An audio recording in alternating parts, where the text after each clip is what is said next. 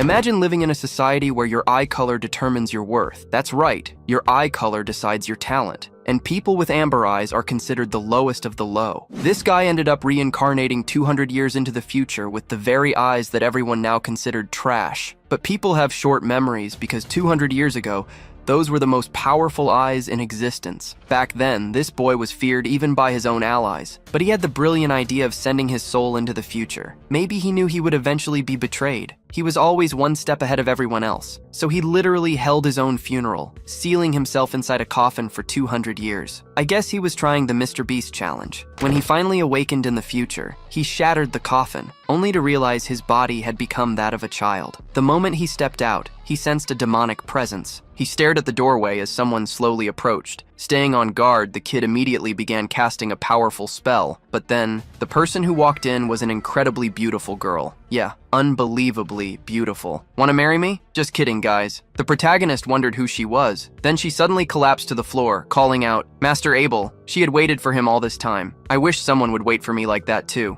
The white-haired girl reveals she's been waiting for this day all this time. Abel, however, tells himself that he can't remember her at all. With that, he wonders if he's ever had an acquaintance like her. Suddenly, a memory seems to come to his mind. In his memory, a blonde boy was asking if he was in his right mind. Then, the same boy warned that, even as a child, she was still a demon and an enemy of humanity. The memory then reveals that right after defeating the demon lord, he saved the life of a demon girl. Back then, Abel argued that a mere child couldn't do anything, and that killing her wouldn't change the situation. Faced with this answer, the other boy just watched him. Meanwhile, the little girl kept crying on the floor. Back in the present, Abel comments that she cried a lot back then and is surprised at how far she's come in 200 years. Hearing this, the girl stares at him for a moment. Then he greets her, saying, "It's been a while, Lilith." The girl then starts to tear up in front of him. With that, Lilith confirms her identity and says she's finally found him. Lilith narrates that for over a century, she's been searching for Abel Sama, who was expelled from the hero's party. So, she continues, explaining she did all this to repay her debt of gratitude. She reveals that she discovered the place where he would reincarnate. At this, Abel reflects that time must have weakened the cave's barriers,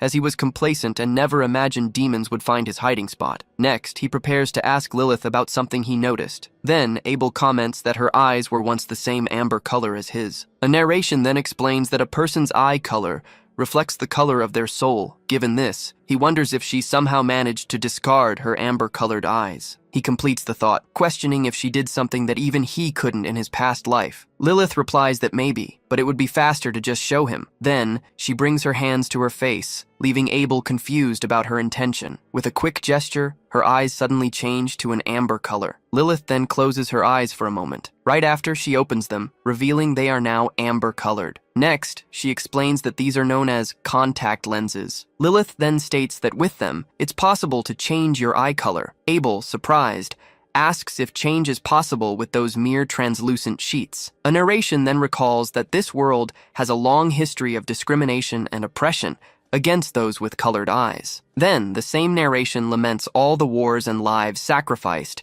just because of eye color. Abel then reflects that it was hard to believe all of it could have been avoided with simple translucent sheets. With that, Lilith approaches, calling out to Abel Sama. Then she tells him she's prepared a house nearby as she wraps something around him. Lilith then explains that it's a scarf to keep him warm, as it's quite cold outside. As soon as they leave the cave, the two are met with a snow-covered landscape. Outside the cave, the narration describes the endless snow and a small village at the base of the mountain. With this, the boy realized how much Lilith looked forward to their arrival, even if she said nothing. Abel describes the house as spacious and with all the amenities. As they enter, he narrates that this was the first time he'd ever seen a lamp. Then, the narration reveals that the place also had a personal library. Lilith then comments that, knowing his love for reading, she prepared this space. With that, she explains that the books would be the most efficient way for him to get familiar with the present, which leads Abel to thank her. While flipping through one of the books, the boy remembers that 200 years ago, books were the greatest luxury that existed. The narration continues,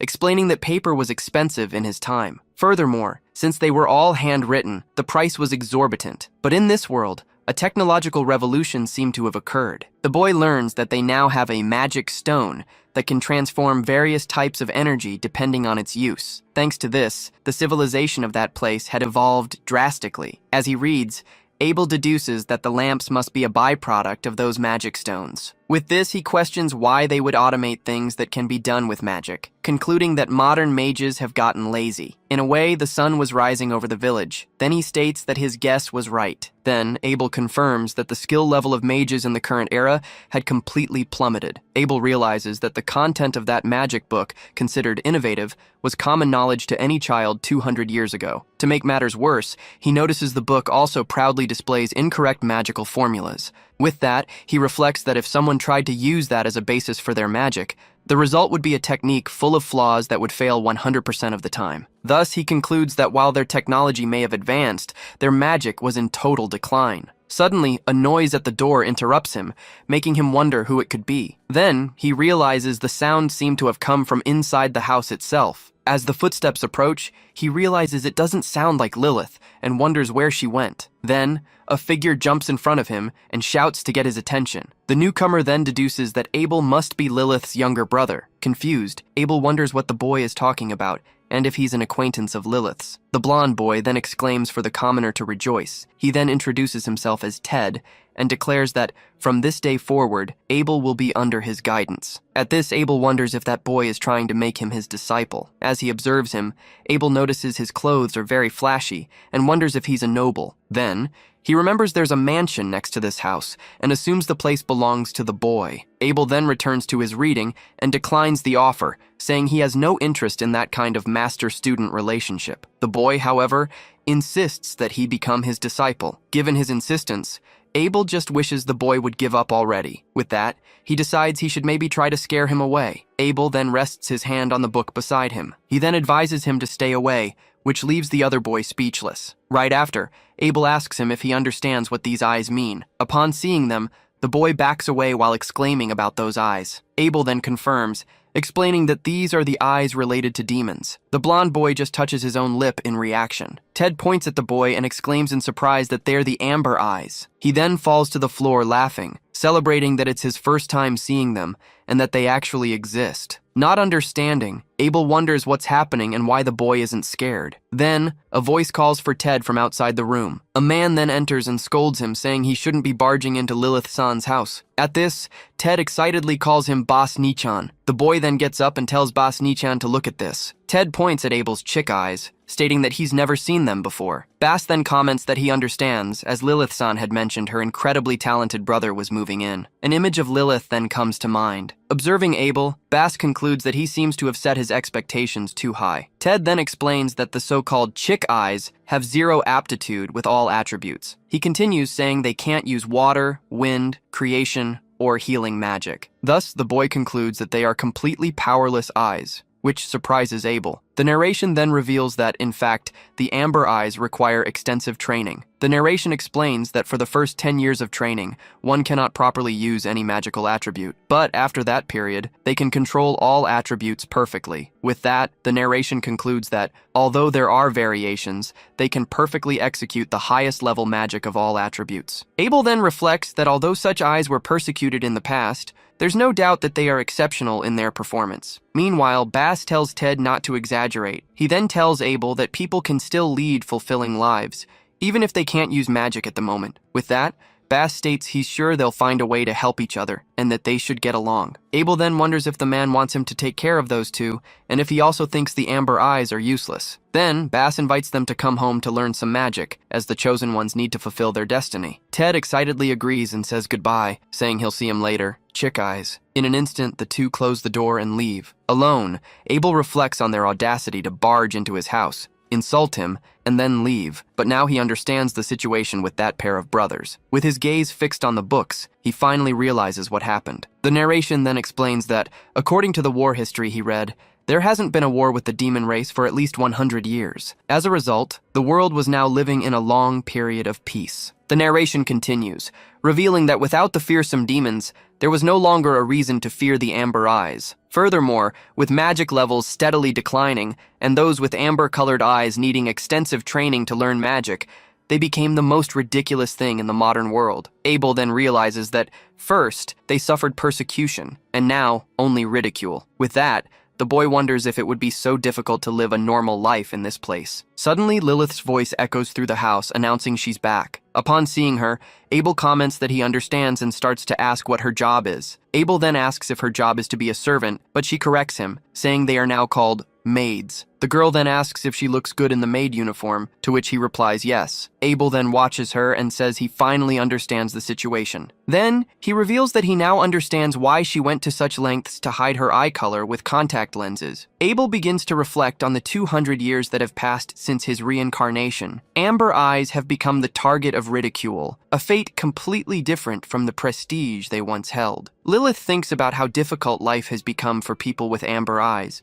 while Abel realizes that's why she wears contacts. With that, Lilith calls out to him and explains that over those 200 years, the demon race lost its former power. She continues, saying that after his party of heroes defeated the Supreme Lord, humanity continued hunting down the remaining demons. Once the world found peace after the demon race's defeat, the level of mages declined drastically. As a result, Abel realizes that the fear of amber eyes disappeared, and everyone forgot that their owners could become the strongest. With that in mind, Abel turns to Lilith and asks whether, as a demon, she still harbors any resentment toward humans. Lilith replies that Abel-sama always protected her with all his might. She then recalls how he traveled with her to find a safe place where she could live. On top of that, Abel taught her how to use magic and the rules of human society so she could blend in. The girl steps closer and tells Abel-sama that she deeply admires him and is grateful for everything he has done. With her face close to his, Lilith softly calls him Abel-sama. Then she says that if he is truly worried about her, she has one humble request. The girl then begins to make her request. Moments later,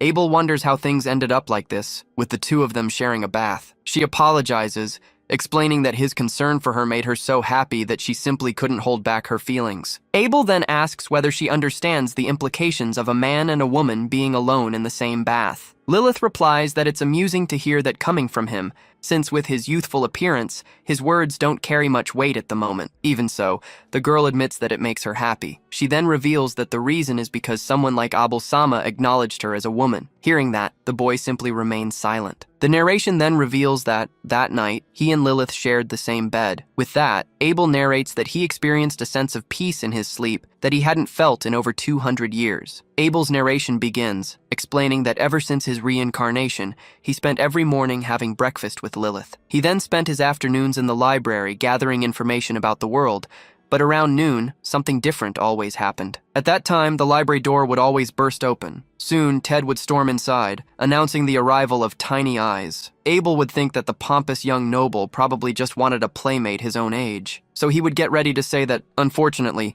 he didn't have time to entertain children while jumping out the window to escape. In an instant, the boy was running across the snow-covered rooftops. From the window, Ted could only stare in complete disbelief. He then asked what that was and how Abel could move like that. The narration explains that it was only a fraction of his body enhancement magic, yet it was enough to shock Ted. Ted then shouted from the window that he would show off his own skills too. With one leap, he jumped out of the library as well. Watching him, Abel concluded that, at the very least, the boy could use some body enhancement magic. However, Abel noticed that he lacked the fundamentals, as too much unrefined mana was leaking out. Realizing this, he knew the boy was wasting far too much energy and wouldn't make the jump. The next moment, Ted began falling from the sky while screaming. Soon the boy crashed hard into a patch of bushes. Seeing that, Abel quickly rushed to where he had landed. As soon as he got close, he asked if the boy was okay. Suddenly, Ted burst out of the bushes with a shout. He then ran toward Abel, yelling not to worry about him, Tiny Eyes. With a single movement, Abel easily sidestepped the boy as he ran past. Unable to stop himself, Ted slammed straight into the wall of a nearby house. While the boy complained that it hurt, Abel remarked that he was surprisingly tough. He then stated that with nearly 20 years of diligent training, he might eventually become decent at magic. Ted demanded to know how a subordinate dared to act so arrogantly, but Abel replied that he didn't remember ever agreeing to be one. Then, an idea seemed to cross Abel's mind. With that, he walked over to the boy and said that if he insisted, he wouldn't mind becoming his subordinate. With that, he approaches the boy and says that if he insists, he wouldn't mind being his subordinate. Ted is surprised that Abel is motivated, but Abel says he'll only do it on one condition. Abel then remembers the scarf Lilith gave him to keep warm, That item is valuable in their village since it snows for half the year. Abel tells Ted that if he can take his scarf, he'll become his subordinate. Ted says that just taking the scarf sounds way too easy, and Abel thinks to himself that Ted will probably interrupt his studies. He says he'll use him for some physical training. As he runs, he says it's better to use him for this kind of training as Ted chases after Abel. Getting tired, Ted yells for Abel to wait up. Using his skills, Abel wants to evaluate Ted's abilities. As he leaps to a roof,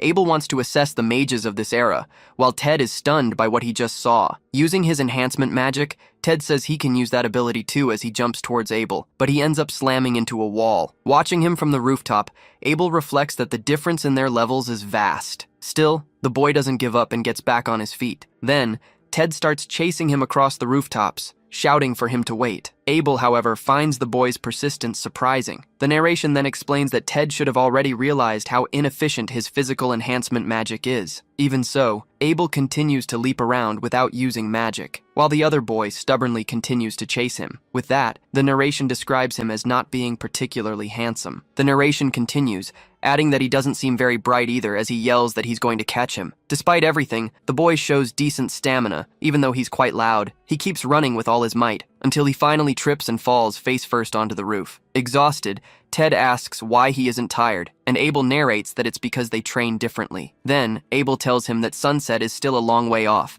and asks if he wants to give up. With a shout, Ted drags himself across the roof to try and grab him. Abel's narration, however, describes his movement as slow, far too slow. With a simple movement, he dodges the boy's hand, leaving him confused. Completely exhausted, Ted finally admits he can't go on any longer. Then the boy collapses face down on the roof, with no strength left to move. Abel then reflects that he expected him to last 5 minutes, but he held on for 20, proving that, though pathetic, he had noble blood in his veins. With that, he assumes the boy has already done basic physical training and decides to head back to the library. Suddenly, something from the house catches his attention. As he turns around, he wonders what he's seeing through the window. The scene reveals Lilith and Bass, who seem to be having a rather lively conversation. Abel then uses physical enhancement to sharpen his hearing. With the magic active, he hears Lilith say that, as she's told him countless times, she can't be in a relationship with him, Bass-sama. Hearing that, he turns around, surprised by the revelation. From inside, Bass asks why and what's wrong with him, making Abel wonder if this is about love. On the roof, Abel reflects that he just overheard a strange conversation. From this,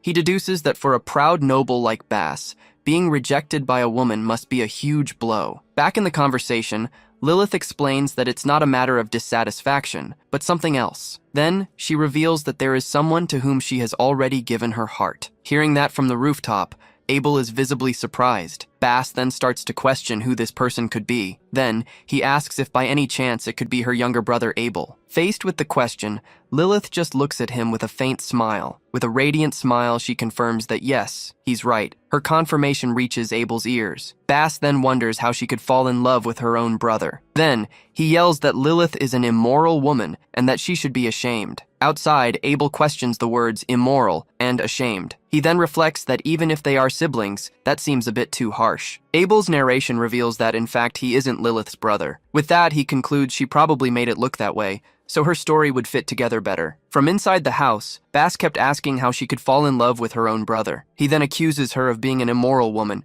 and tells her she should be ashamed of herself. From the roof, Abel thinks that this guy, Bass, is really starting to get on his nerves. Still, he thinks it's a shame to see him get shot down like that, so he decides to pretend he saw nothing. The narration then reveals that, ever since that day, Ted would chase him every day, yelling for him to wait. And so, playing tag with the boy became his daily routine. Abel narrates that back in those days, watching Ted led him to a certain conclusion. He goes on to explain that the boy's eyes, which excel at fire magic, are known as ruby eyes. However, Abel notices that he doesn't seem particularly skilled with his primary elemental magic. The narration then reveals that if you lack the ability to understand complex magical syntaxes, mastering elemental magic is a challenge. Because of that, Abel concludes it's probably too challenging for someone as straightforward as him. Even so, Ted uses magic to boost his feet and try to catch up to him. While watching the boy, Abel reflects that he does have some aptitude for physical enhancement magic. The narration continues, explaining that this kind of magic doesn't require logical thought, but relies on primitive sensory intuition. With that, Abel concludes this style might be a good fit for Ted's straightforward way of thinking. In a swift move, the The blonde boy lunges at him with a shout. Abel realizes the boy has improved over the last few days. From a window, Bass watches the scene on the rooftops, surprised by what he's seeing. He can hardly believe Ted's skill level, but Abel narrates that 200 years ago, anyone could have reached that level. Abel then easily blocks the boy's punch. He then comments that Ted's only improved a little and hits him back. Abel then claims that an attack like that would only annoy a fly, and with that, Ted is sent flying across the snowy roof. The boy then hits the ground, completely motionless. Still, he gets up and starts cursing at Abel. As he tries to move forward, he slips on the snow and yelps in surprise. While slipping, the boy plummets from the rooftop. Abel is taken aback by what just happened. He hits the ground and screams in pain from the impact. Lying in the snow, the boy complains about how much it hurts. Abel then runs over to him, wondering if the boy broke a bone in the fall. He then reflects that he isn't skilled in recovery magic, but for an injury like this, it should be enough. Suddenly, Bass comes running up, asking if Ted is all right. He then shoves Abel aside and announces he's going to use recovery magic on him right now. Abel watches, noticing that even without gray eyes, Bass can still use recovery magic. As Bass heals him, Abel admits he might have underestimated the guy a little. However, something about the magic catches his eye. Bass continues to focus his energy on the boy's wound. The process, however, only makes Ted scream louder in pain. The sight leaves Abel visibly concerned. A narrator then explains that recovery magic is like building with blocks. The narration continues, explaining that the more advanced the magic, the more intricate the details become. Normally, to avoid a collapse, the process starts with larger blocks and moves on to smaller ones. Bass's magic, however, is like stacking a large block on a small one and using glue as reinforcement. A sloppy, rushed job. As the healing continues, Ted cries out in even more pain from the process. Abel then realizes that, connected like this, the magic could cause the nerves to grate against each other, leading to serious complications. So, he suggests that Bass should take the boy to the infirmary for proper treatment. Bass, however, screams that he didn't ask for his opinion and accuses him of pushing Ted off. The accusation catches Abel off guard for a moment. Bass then walks up to him, stating that he's just a commoner. He continues, explaining that Ted is a nobleman, the legitimate second son of the Langobard family. Bass then insults him, calling him a country bumpkin with inferior eyes. With that, he swears he will make him regret insulting a nobleman. Bass then rests a hand on his sword, stating he shows no mercy to the insolent and asking how he dares tarnish their honor. He then challenges him to a duel. Abel stares at the sword, simply wondering what a duel is. Meanwhile, as Ted continues to scream in pain on the ground, Abel is left wondering why on earth they would duel now. With his sword raised, Bass questions how he dares tarnish their honor. The man then moves forward, weapon drawn, challenging him to a duel. Abel, however, simply reflects that the man is completely lost in his rage. He then notices a crowd has gathered, drawn by the commotion. The boy then thinks that drawing attention in the middle of the city isn't wise, but decides to go on. Faced with the challenge, Abel simply agrees to the condition. He then states that he accepts the proposed challenge. Bass then explains the rules for the duel will be one-on-one, with the first to surrender losing, and offers him an advantage because of his age. The boy just listens to the proposal in silence. Abel refuses the offer and says there's no need for advantages, as he just wants to get it over with. The narration then reveals that he doesn't have time for this. With that, Abel reflects that he is partially responsible for the situation and that they need to treat Ted quickly. The boy then thinks to himself that Ted just needs to wait a little longer. Faced with the refusal, Bass asks him how much longer he plans to insult him. With his sword glowing, the man warns him that he will regret this. With a shout, Bass launches an energy attack with his sword, the Wind Blade. As he sees the attack, Abel studies it, trying to understand the nature of the technique. As soon as he dodges, he admits to himself that the man is better than he thought. The blow then strikes a tree behind him, slicing it in half on impact. Abel then reflects that while the power is average, the spell's construction was far too quick. He then recalls that 200 years ago, only he could cast magic at that speed. Even so, he notices that Bass doesn't seem like a skilled mage, which leads him to a conclusion. The boy deduces that the strange sword must be the reason, and that there must be some trick to it. Bass then scoffs at his reaction, asking if this is his first time seeing a regalia. He then explains that a regalia acts as a support for casting magic. Bass then prepares to attack, stating that, thanks to it, he can activate magic at an overwhelming speed. With a leap, Abel easily dodges the new energy attack. As he watches him, the the boy just stares in silence. Abel finally understands that the sword has a power source built into it. Abel then concludes the sword is just a well-made toy, and there's no other way to put it. With that, Bass leaps and exclaims for everyone to behold his power. Several energy blades are then launched at him. Abel, however, considers the situation ridiculous and states that he has no time for this charade. In a swift move, he blocks the attack with his bare hands. Bass then asks in disbelief how he blocked his magic with his bare hands. With this, Abel realizes that the introduction of the regalia was one of the reasons for the decline in mages' magical abilities. The narration explains that the regalia is indeed convenient, so convenient that modern mages must have had a certain thought. The narration then reveals the thought. With a regalia, who needs to build a power source? In a world without their natural enemy, the demons, this might even be acceptable. The narration, however, concludes that the regalia robbed mages of the need to think. Abel then says that as a token of appreciation for his help with this test, he'll show him true magic, leaving Bass confused. Abel's eyes then glow as he prepares himself. The boy then begins to weave a complex spell with his hands. Abel then conjures his own version of the wind blade. Seeing the dozens of energy blades, Bass turns, utterly stunned by the power of the attack. With that, one of the blades hits him square in the chest. The impact sends him flying backward, knocking him hard to the ground. Abel narrates that he added some flashy effects to emphasize their difference in skill, but still held back quite a bit. On the ground, Bass wonders how he, a nobleman, could lose to a commoner with such inferior eyes. Before he can finish his sentence, a blur rushes toward him. Suddenly, Lilith appears and lands a solid kick to his face. The blow sends him flying, rolling across the stone floor. Lilith then states that honestly, she would have ignored a simple insult directed at her. However, she says she won't forgive any more insults aimed at Abel-sama. The girl then approaches and calls him Bass-sama. With glowing eyes, she asks if his life is precious to him. Frightened, the man can only utter her name in response. Seeing this, Abel calls out to her, trying to intervene. A doctor informs Ted that his full recovery will take about 6 months. The doctor then advises the young master to be patient, even though he knows the boy wants to play. As soon as he finishes giving his instructions, he leaves the room. Lying in bed, Ted wonders if it will really take 6 months to recover. Outside, Abel was watching the scene from the room's window. Then, the boy turns and walks away. Suddenly, a portal opens inside the room while Ted is sleeping. Abel's narration reveals that he first left the situation to the medical mage of that era. He explains that he did this to test his skill,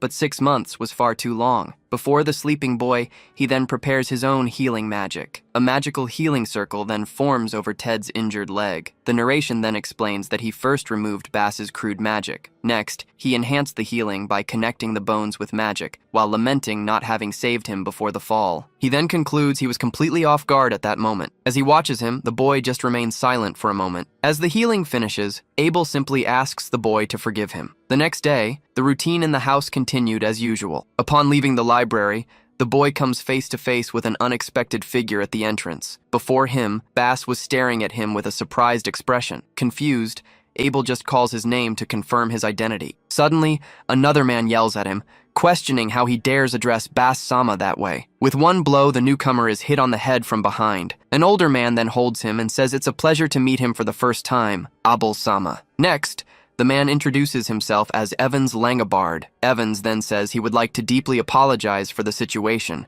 leaving Abel confused. The man then bows before him and begs him to forgive his foolish son. Bass then questions why his father is bowing to a commoner with inferior eyes. He then adds that Abel is just the brother of a maid they hired. Without hesitation, Evans hits him with a strong punch to the head. He then says it's his fault for not telling him and demands that Bass listen. Evans then reveals to Bass that they do not employ Lilith-sama. Then he yells that it is Lilith-sama who employs them. The revelation leaves Bass completely confused and speechless. Watching the scene, Abel finally understands how things really are. He then reflects that he had wondered why someone like Lilith, a high-class demon, would bow to humans. The narration then explains that there must have been many obstacles for demons to live with humans throughout history. So, pretending to be nobility, while secretly using their power for their own purposes, was one way demons found to survive in that era. The narration reveals he never saw Bass again, because according to Evans, he enrolled in the prestigious Asura Magic Academy. The school was known for training elite mages. On a snowy day,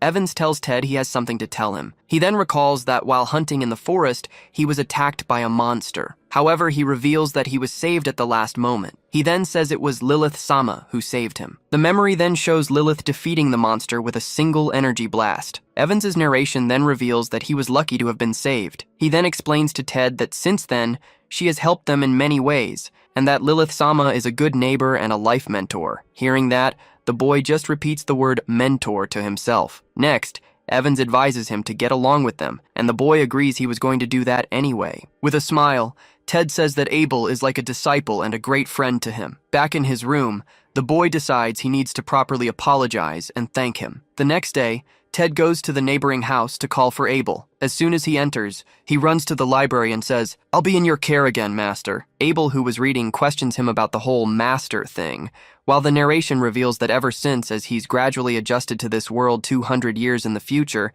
he's been living peaceful days with Lilith. The narration then states that about 2 years have passed since he woke from the sleep, induced by the reincarnation magic. Years later, an older Ted casts a burning bullet spell that explodes with great impact. Watching him, Abel comments that he has improved a lot, which makes Ted excited by the praise. The boy celebrates, saying this will give him a boost for tomorrow's entrance exam, and suggests they pass the Magic Academy's test together. Abel just stares at him in silence for a moment. Faced with the proposal, Abel questions why he would have to take an entrance exam for a Magic Academy. He recalls that 200 years ago, he was known as an unparalleled genius, with no one on his level. Back home, he asks Lilith why he needs to go to an academy now, and she asks what his plans are if he doesn't enroll. Abel replies that he'll do the same thing he did before. He then reveals his plan is to travel the world as an adventurer. Lilith, however, tells him the adventurer profession was abolished 10 years ago, leaving him shocked. Their job was to hunt demons and sell their parts to the Adventurers Guild. However,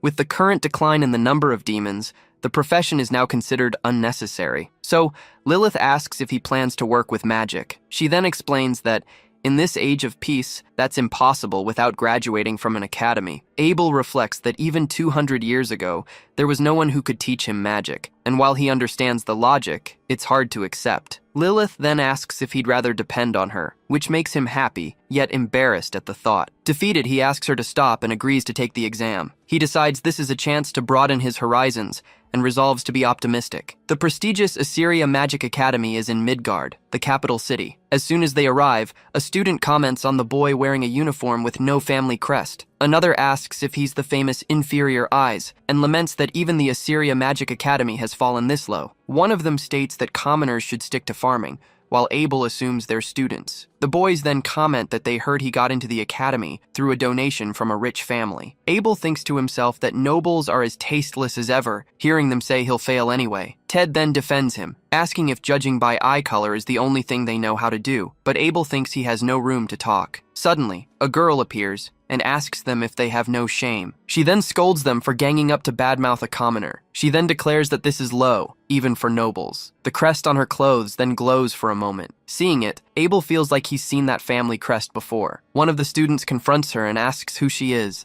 to which she replies that her name is Eliza. She then declares she is a future great mage who will graduate at the top of the academy and make a name for herself. The students ask if she's also a candidate and threaten to teach her how to speak properly. Eliza then stares them down and tells them to try their luck. With a swift movement of her sword, Eliza easily throws them off balance. Next, she points her weapon at them and asks who's really lacking in good manners. Abel, however, just thinks that the girl's swordsmanship is impressive. With that, Eliza orders them to get out of her sight immediately. Frightened, the two students just stare at her, not knowing what to do. As they walk away, one of them yells for her not to get too full of herself. After the commotion, Eliza turns to leave, which catches Abel's attention. So, he decides he should thank her and approaches to get her attention. He then tries to touch her shoulder to get her attention. Suddenly, she turns and swiftly stops him from touching her. Eliza then asks how a commoner like him dares to touch her, but admits that he's got guts. Abel, however, says he was just trying to thank her,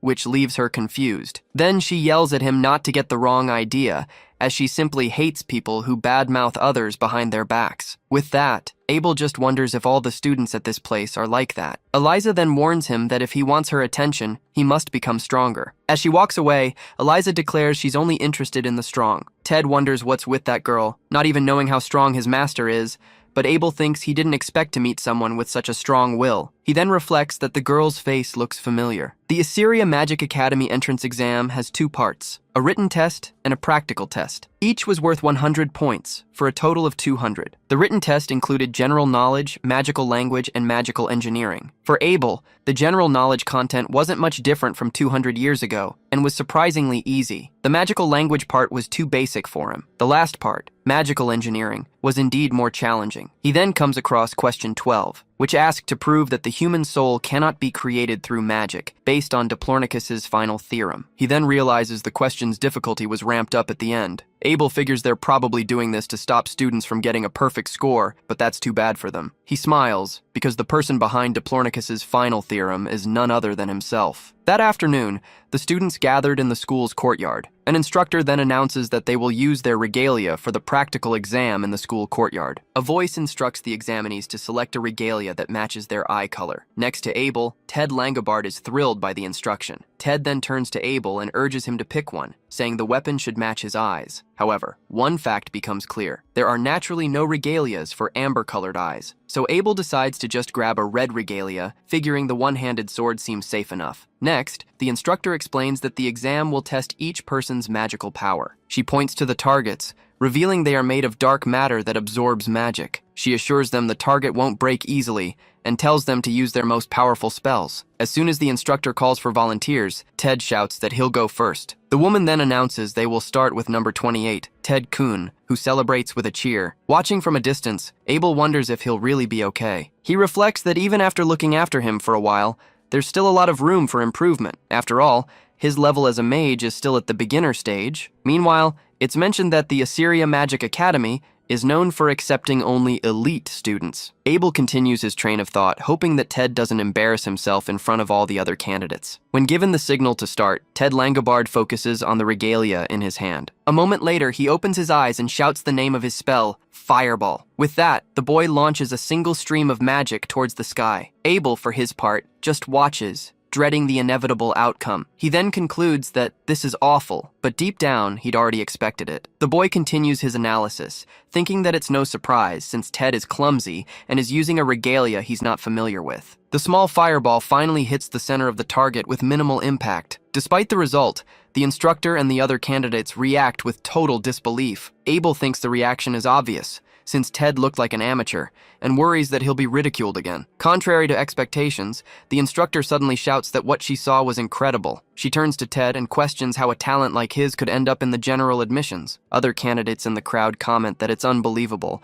wondering how anyone can compete after a spell like that. Completely shocked, Abel wonders if Ted's magic is really considered worthy of praise in this era. Soon after, another candidate casts his spell, Windblade. Next, a female student uses her magic, firing an ice needle at the target. To Abel, the rest of the exam seemed like complete child's play. A voice then announces that, last but not least, the next examinee is up. The instructor turns and asks if examinee number 27, Abel Kuhn, will take the exam. As he stares at the woman, Abel reflects that this examiner, just like all the other candidates, probably think that mages with amber-colored eyes can barely use magic, and that the invitation was just out of consideration. Next, he wonders how much longer he'll have to endure this kind of treatment. Then, Ted approaches and encourages him to show off his magic, asking if he's really not going to participate. Abel remains silent for a moment, just looking at the boy. A moment later, he answers that he will, to Ted's satisfaction. The instructor then gives the signal for Abel Kuhn to begin as he walks toward the field. As he raises the sword, the boy wonders what exactly he should do now. He then decides it might not be a bad idea to accept Ted's challenge, but he'll add a little something extra. In the crowd, one of the candidates tells the others to look. Another comments that he's taking too long to build a fireball, typical of the inferior eyes. With the spell almost ready, Abel mentally sets the projectile's speed to maximum. He then increases the power level to high and adds an additional spell formula, Scattershot. Suddenly, the boy remembers an important detail. If the target is made of dark matter. With his eyes now open, Abel decides he will release his power's limiter. Next, he finally casts his spell, Fireball Slicing Rain. With his sword raised, an immense amount of magical energy begins to form around him. The spell is then unleashed, creating a massive explosion that spreads across the field. The crowd reacts in complete shock, with one of the candidates shouting that it's huge. Abel watches the spell, knowing it's not just about being big. The energy shoots into the sky as a gigantic pillar, stunning everyone. Ted and the other candidates look up, dumbfounded by the scale of the power. A moment later, the pillar breaks apart into hundreds of projectiles that rain down over the entire target area. One of the students shouts, shocked, that he completely destroyed the target. Ted, on the other hand,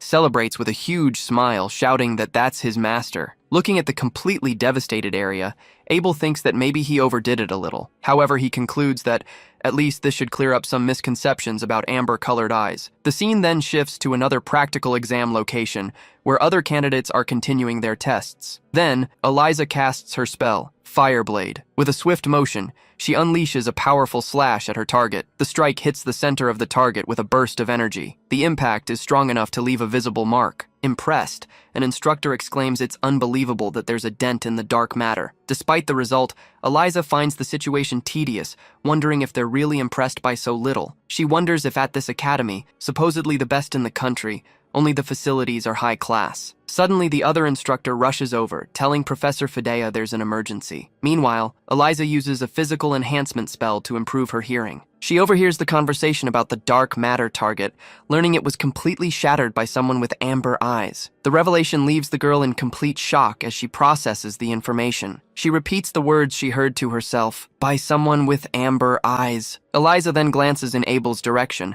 wondering if they're talking about that commoner, since the area around him is now a wasteland. A faint smile forms on Eliza's face as she takes in the information. Clenching her fist, she decides the situation has just gotten much more interesting. Meanwhile, in an academy hallway, Ted celebrates excitedly, saying he got an A, the same grade as his master. Abel muses that while it's understandable, since there's no higher grade, being put in the same category as Ted is a bit questionable. With that, Ted opens a large door, announcing they've arrived at the waiting room for A-rank examinees. Upon entering, they find themselves in an amphitheater where the other candidates are already waiting. Their arrival immediately draws the attention of everyone in the room. Abel pauses for a moment, observing the faces around him. Soon, the other students start whispering, wondering if he's the one with amber eyes who destroyed the target. Suddenly, a sharp voice calls out to him, breaking the silence. Eliza approaches and confronts him directly, asking if it's true he shattered the target during the practical exam. Abel recognizes her as the girl from this morning, while Ted points at her and yells in shock that it's her. Completely ignoring the reaction, she presses Abel, demanding to know how he constructed that spell. She continues, asking if he trained under a renowned mage, since she's heard that amber eyes aren't suited for any attribute. Abel closes his eyes, wondering what kind of way that is to speak to someone. Eliza insists that dodging the question is pointless, as his skills will be revealed in the next test anyway. The argument is cut short when Professor Fidea orders everyone to be seated for the final exam briefing. She then reveals that the final exam will be a practical test simulating a duel. Sitting beside Ted, Abel repeats the word duel to himself, processing the information. With that, he realizes what Eliza meant earlier when she mentioned the next test. The professor begins explaining the rules, stating that the duels will be one-on-one. She then clarifies that the loser will be the one whose protective magic is destroyed first. Furthermore, the instructor explains that opponents will be decided based on practical exam results, pairing those of similar strength. Moments later, in an outdoor arena, the professor announces that the first match is about to begin. To no one's surprise, Abel finds himself facing Eliza, just as he expected. She then challenges him to draw his weapon and get on with the fight. He observes her, reflecting that she seems quite eager, and concludes that nobles of this era truly love to duel. Abel then informs her he won't be using a weapon,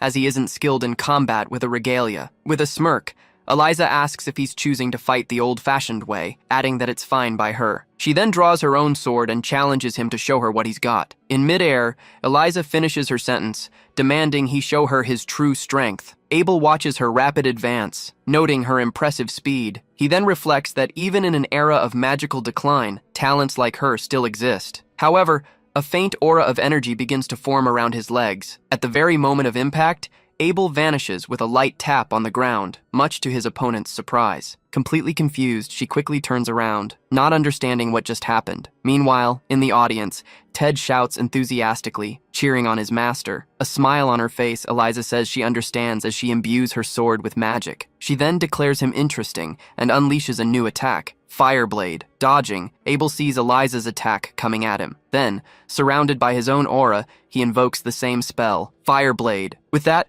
he unleashes a much larger wave of energy that surges toward his opponent. Unable to react, Eliza can only watch the counterattack, wondering what is happening. As the two Fireblade attacks collide, the arena is engulfed by the clashing energies. Eliza can barely react, her expression showing nothing but pure shock at the power of the counterattack. The impact creates a huge explosion of energy that reverberates throughout the area. From the crowd, a surprised Ted shouts that their spells just collided. As the dust begins to settle, it reveals a scene of complete destruction on the battlefield. Abel silently observes the rubble and smoke that have taken over the place. Suddenly, the boy realizes that his opponent's presence has simply vanished. Walking through the smoke, he begins to wonder if he overdid it with his power. Contrary to his expectations, Eliza suddenly emerges from the smokescreen with a cry. He quickly understands what happened, realizing she had only hidden her presence to attack. He then concludes that, while it's not a bad strategy, there's still a flaw in her plan. With his hand at the ready, Abel states that she chose the wrong opponent for this tactic. Next, he invokes his own spell, Burning Bullet. The girl then notices, shocked,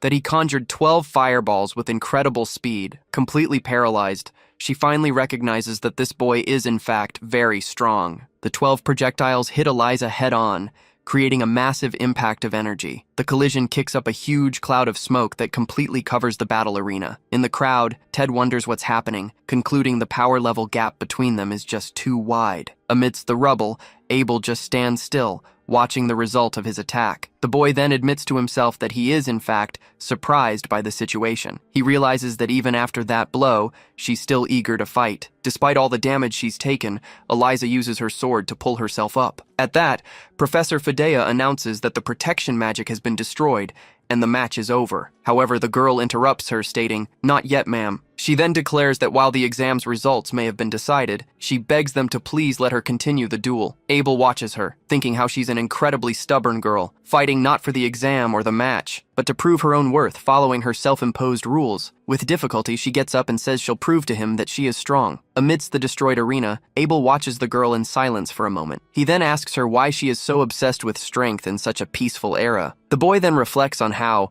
unlike 200 years ago, where he came from, people can now live happily without needing to be strong. However, Eliza answers him, stating that this peace is nothing but an illusion. She continues, asking if 100 years of peace with no conflict is really true. The girl then argues that just because there are international treaties, it doesn't mean war can't happen. She reveals that the neighboring country of Kuldrea is quietly strengthening its army for a potential great war. Furthermore, the girl adds that monsters could still be lurking somewhere. With a firm hand on her sword, she declares that she refuses to be complacent in the face of this false peace. With that, she yells that this is why she needs to become strong. Then, she finishes by saying she will rebuild the house that raised her. His opponent's declaration immediately catches Abel's attention. In a final effort, Eliza then begins to invoke her ultimate spell, Physical Flame. With the spell activated, a massive amount of fire energy erupts from Eliza's body. From the crowd, Professor Fedea recognizes the technique, identifying it as flame armor. However, the girl reveals the true name of the forbidden magic she's using,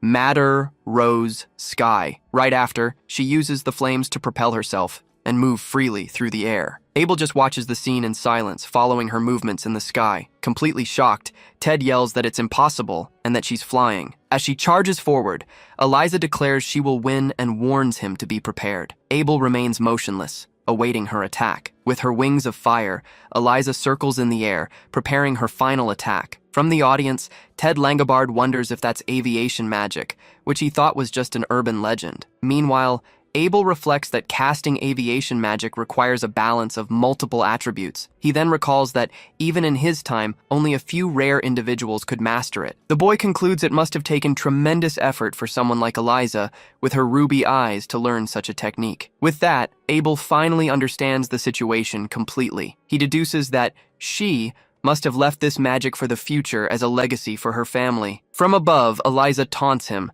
asking if he's seen that magic before, as it's her special technique. Abel, however, corrects her, stating it's quite the opposite, in fact. With his hands ready, he says that at least he now has a complete understanding of her family's situation. Abel continues, revealing he never thought a unique magic from 200 years ago would be passed down unaltered. He then supposes it's due to the stubbornness of her ancestors, but points out it's an advanced technique that consumes life force. After his analysis, the boy concludes that the verification is complete. Immediately, he points at her and invokes a counterspell. A beam of energy shoots out, hitting Eliza head-on and making her scream from the impact. Struck head-on, Eliza can barely express her surprise at the spell's speed, cast right after analyzing her magic. The counterspell then neutralizes her, demonstrating unparalleled effectiveness against spells. The girl screams in confusion as her magic shatters, since her spell had been previously analyzed. She just watches, helpless,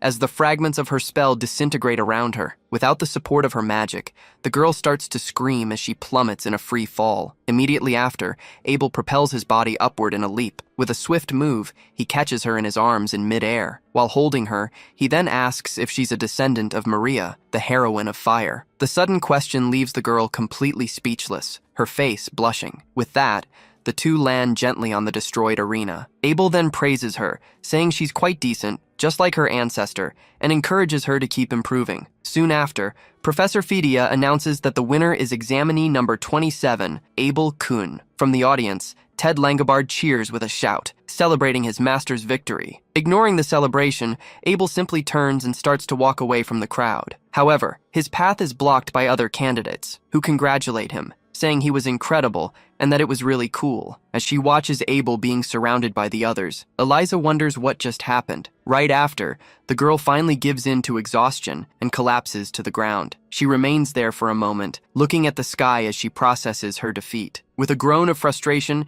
she then covers her face with her hand. Still on the ground, the girl shouts, cursing the situation and wondering what that guy's problem is. Meanwhile, a voice comments that this year's examinees are quite interesting. In a room at the academy, an instructor points to the three geniuses, Ted, Eliza, and Abel, who could raise the academy's standards. The scene cuts to a hand reviewing and circling the exam results with a red pen. Suddenly, another man slams his hand on the table and refutes the idea of three geniuses, calling it absurd. He then turns and states that the true genius is just one person, only Abel Kuhn. The first instructor argues, pointing out that he's a commoner with amber eyes, despite his high magical abilities. The man then reflects that those teachers are a lost cause and that they need to relearn everything from scratch. With that, he picks up Abel's test and says what makes him incredible isn't just his magic. He then reveals that the boy perfectly solved Diplornicus's final theorem, to the shock of the others. The instructor concludes, saying that few magic researchers even understand the theorem,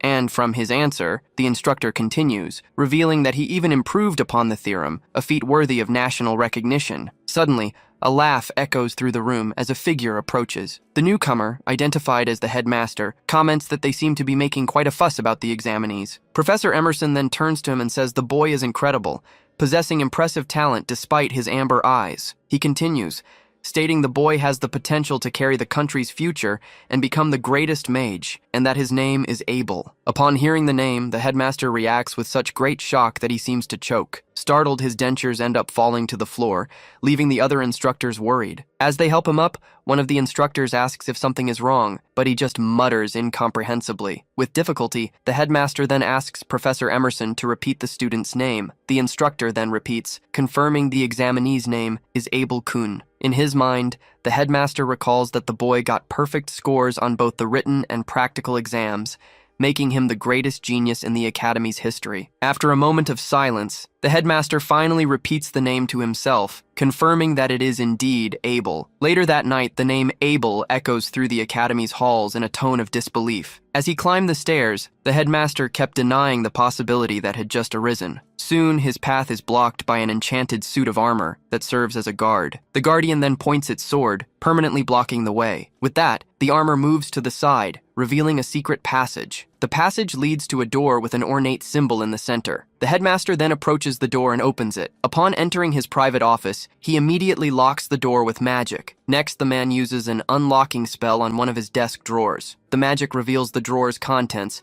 showing an ancient sealed letter. He then remarks that, if memory serves, he kept it right there. The drawer opens, revealing the letter tied with a ribbon. With a gesture, he uses his magic to make the letter float into his hands. The letter's seal then breaks, releasing its contents. Finally, the letter's contents are revealed, starting with the greeting, "Dear Descendants." The letter continues, stating the wish to pass on this world's truth only to his descendants. In it, it is revealed that while the four mages of fire, wind, water, and ash were proclaimed the great sages for defeating the demon lord, this is wrong. The author confesses that the four of them together couldn't even lay a finger on the demon lord. The truth, according to the letter, is that the one who truly defeated him was a lone mage with amber-colored eyes named Abel. The headmaster reads the letter's conclusion, which laments that this fact will likely be buried in the shadows of history. He then reflects that he heard this story so many times from his late grandfather, his ears might as well have calloused over. The legend told of a fifth sage,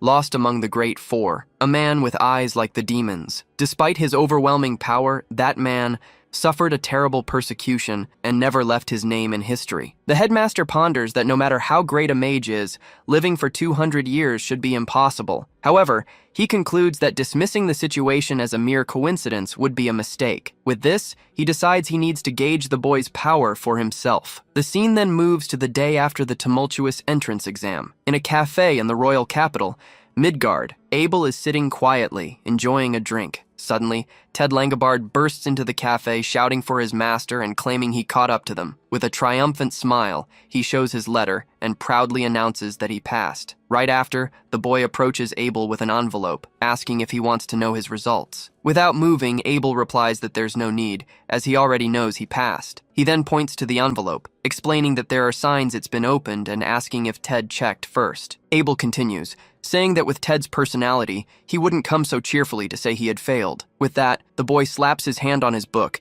asking what the next step is. Suddenly, he looks to the side and asks who the guest with them is. Behind the sofa, the top of a red-haired head slowly emerges. The figure remains hidden for a moment, just peeking over the backrest. Then, Eliza jumps up and recognizes them, exclaiming that they're the guys from that day. Enthusiastically, she comments on the coincidence, while Ted identifies her as the girl with the aviation magic. She then confirms with a smile, saying she loves the cupcakes from that cafe. As he sips his drink, Abel reflects that it's a lame excuse and that she probably followed Ted there. He then puts his cup on the table and bluntly asks what she really wants. Eliza starts to explain that it's not exactly something she wants, but that she was wondering about one thing. With a bit of hesitation, the girl then asks which class he ended up in. She tries to justify herself, admitting it seems like there's a lot she could learn from him, since she also wants to do her best. Not understanding her rambling, Abel asks what exactly she's trying to say. Ted then turns to his master and asks if he can tell her, since the information will become public soon. With a big smile, the boy reveals that both he and his master are in Class A, hoping that Eliza-san is too. Abel reflects that Ted isn't making much sense either,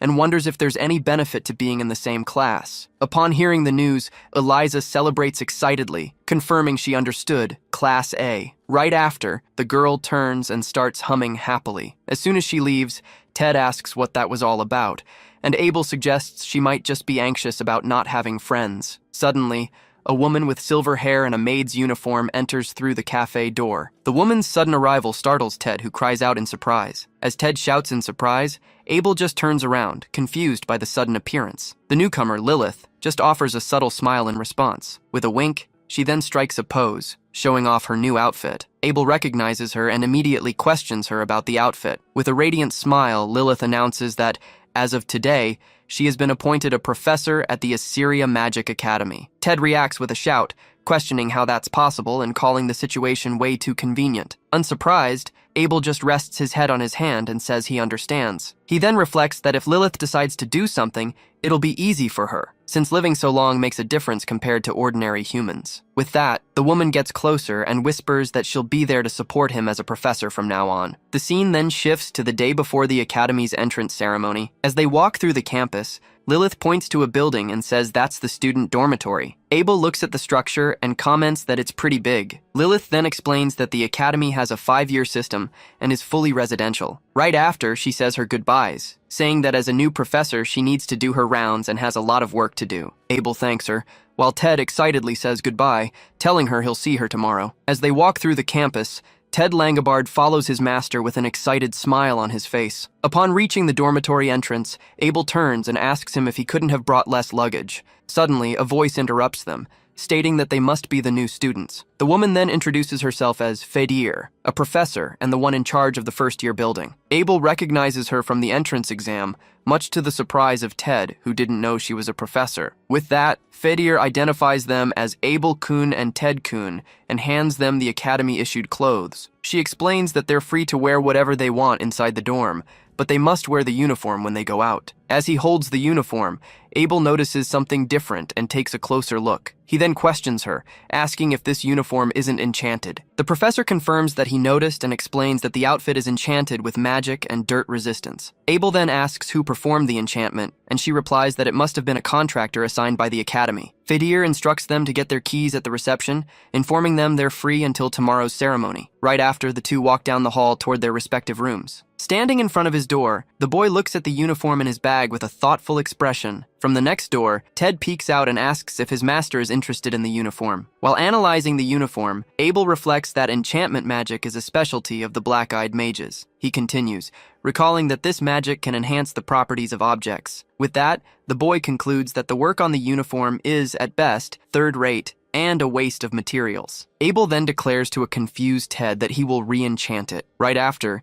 he decides he might as well borrow Ted's uniform too. The boy then begins to imbue the outfit with new magic, covering it with runes. As soon as he finishes, Ted puts on the newly enchanted uniform. With a surprised expression, the boy exclaims that his body feels incredibly light. Abel comments that maybe because the original material was good, he managed to re-enchant it faster than he thought. With the first one done, he decides it's now time to take care of his own uniform. Ted then announces that, in that case, he'll use his for a Manju diplomacy mission. He confirms with enthusiasm, showing a box that was in his bags. Opening the box, the boy reveals the Snowball Man juice, a specialty of the Langobard family. Abel questions if all that luggage was for the sweets, while Ted encourages him to try one. After trying it, the boy comments that for something so renowned, the taste is just average, and he's never heard of its fame in the 2 years he's lived in the area. With the box in hand, Ted explains that he's handing out the sweets to the neighbors. After all, the boy declares with determination that he plans to make 100 friends. With that, he says goodbye and runs out of the room to start his mission. Alone, Abel reflects that when it comes to Ted,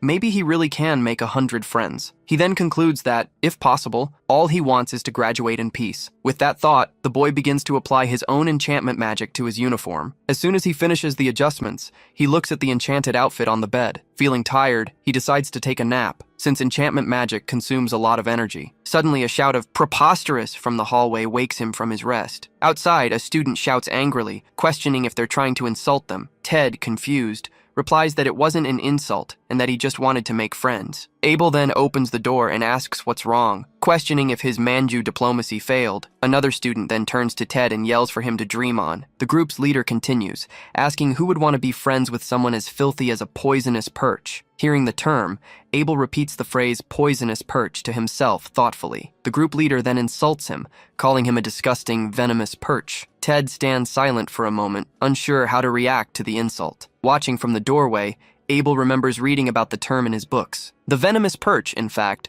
refers to an invasive freshwater fish species whose population exploded in urban rivers. With its strong reproductive abilities and omnivorous nature, the species apparently disrupted the country's river ecosystem. Despite the hostility, Ted tries to compose himself and continue with his friendly approach. He then offers the boy a manju, asking him to try it, saying it's a flavor from his hometown he's proud of. However, the student shouts for him to shut up and slaps the sweet treat out of Ted's hand. As the manju falls to the floor, the aggressor curses him again, saying that he stinks. Ted just watches, shocked, at the sweet now on the hallway floor. From his doorway, Abel watches the scene, thinking how terrible it is. He then wonders if those guys weren't taught not to waste food. With that, the boy starts to consider if maybe he should intervene. Suddenly, as Ted bends down to pick up the sweet, a voice interrupts him saying, "If you insist." To everyone's surprise, Eliza crouches down and says she'll take one. With one bite, Eliza starts eating the manju she picked up from the floor. The action leaves everyone else completely shocked,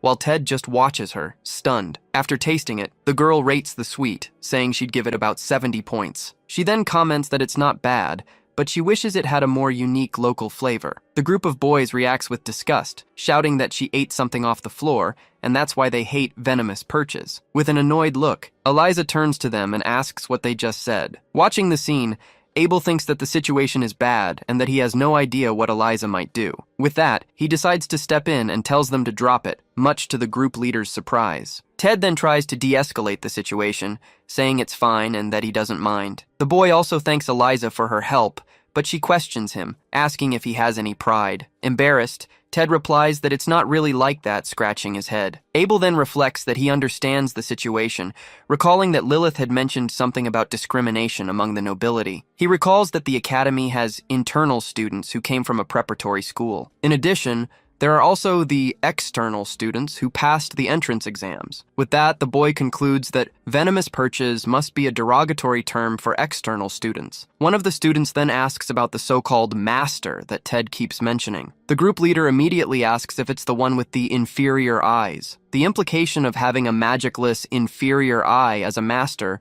leaves Ted completely shocked. At this, the boy explodes and yells for them to stop bad-mouthing his master. The sudden outburst catches the attention of Eliza and the others in the hallway. Abel just watches the scene unfold in silence. Right after, Ted lunges forward and grabs the group leader by the collar. His face full of rage, he demands that the boy apologize. The student, however, just tells him to let go, calling him disgusting. Ted glares at the aggressor in silence, not letting go of his collar. He then remembers when he met Abel, laughing and pointing at his amber-colored eyes. Back then, the boy exclaimed it was the first time he'd seen chick eyes. Suddenly, the group leader punches Ted in the face. As he's pushed back, Ted tries to call out for his master. Abel remains still, watching the assault in silence. The student yells that he's disgusted by him, calling him a pest fish and demanding he let go. One of the other students then approaches and tries to break up the fight, telling Ted to let go of his friend. Watching the scene, the boy wonders if he's mocking them, since Ted wasn't even fazed by the punch. Eliza also watches it all, surprised by her classmates' resilience. Suddenly, a magical aura surrounds the aggressor's hands as he prepares an attack. The blow hits Ted head-on,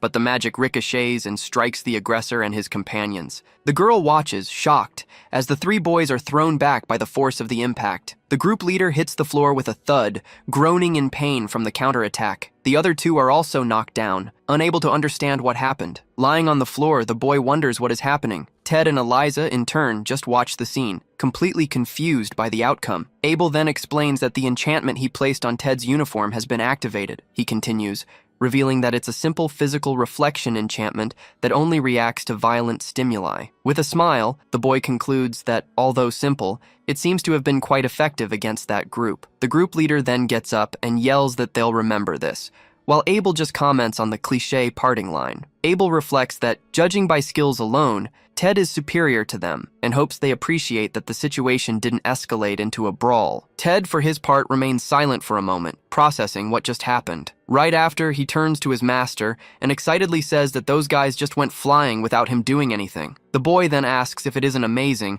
and if his inner power has finally awakened. Abel, however, denies the theory, stating that all of them, including Ted, were very low level. Suddenly, Eliza approaches and asks to take a look at his uniform. She then expresses her disbelief, saying it's the first time she's seen such a well-made enchantment. Proudly, Ted reveals that his master made it and that he seems to be good with enchantment magic too. Immediately, Abel grabs Ted and covers his mouth, ordering him not to say anything unnecessary. After telling him to be quiet, the girl turns to Abel and asks if he was the one who made the enchantment. Ignoring the girl's protests, Abel simply grabs Ted and drags him away. Eliza is still processing the revelation, wondering how Abel could cast that enchantment, and noticing the number of magic formulas on his uniform wasn't normal. As he's being dragged away, Ted asks why they're running and if Abel is shy, but is only told to be quiet. The girl remains standing in the hallway, silently watching them go. Suddenly, she remembers she came to invite them on a tour of the dorm, but completely forgot to mention it. The scene then shifts to the day of the entrance ceremony,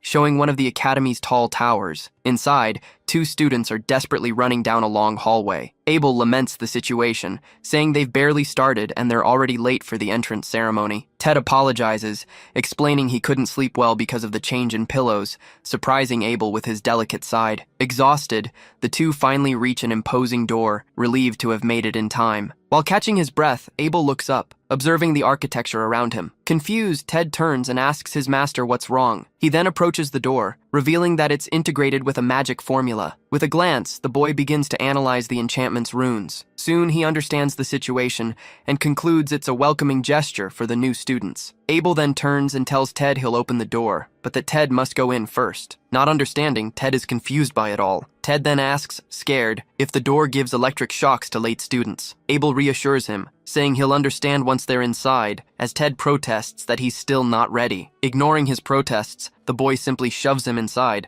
stating that it's no big deal. From the push, Ted stumbles and falls to the floor as he enters the room. He is then faced with toy soldiers that begin to play their instruments. The unexpected scene leaves the boy completely surprised and speechless. Right behind him, Abel enters and closes the door, commenting that whoever came up with this has strange taste. The hall lights up, revealing a grand celebration with music, confetti, and dozens of dolls. Completely lost, Ted shouts, not understanding what any of it is. Abel, in turn, calmly replies that it's nothing special. He then explains that it's a simple enchantment that activates a mechanism. The magic simply responds to the magical power of the one who opens the door, activating the reception. Impressed, Ted looks at the galleries full of dolls while someone in the crowd comments on the blonde. One of the students comments, impressed, that he activated all the door's sound sculptures. He continues, wondering if they're witnessing a once-in-a-decade talent, since even the Knight's March started playing. From the middle of the crowd, Eliza just silently watches the scene unfold. Abel, however, analyzes the situation, considering the clever arrangement and thinking that developing such contraptions could be interesting. Meanwhile, other students comment on the blonde being an external student, while the amber-eyed guy next to him must just be a sidekick. Elsewhere, the instructors observe him and declare him a true genius,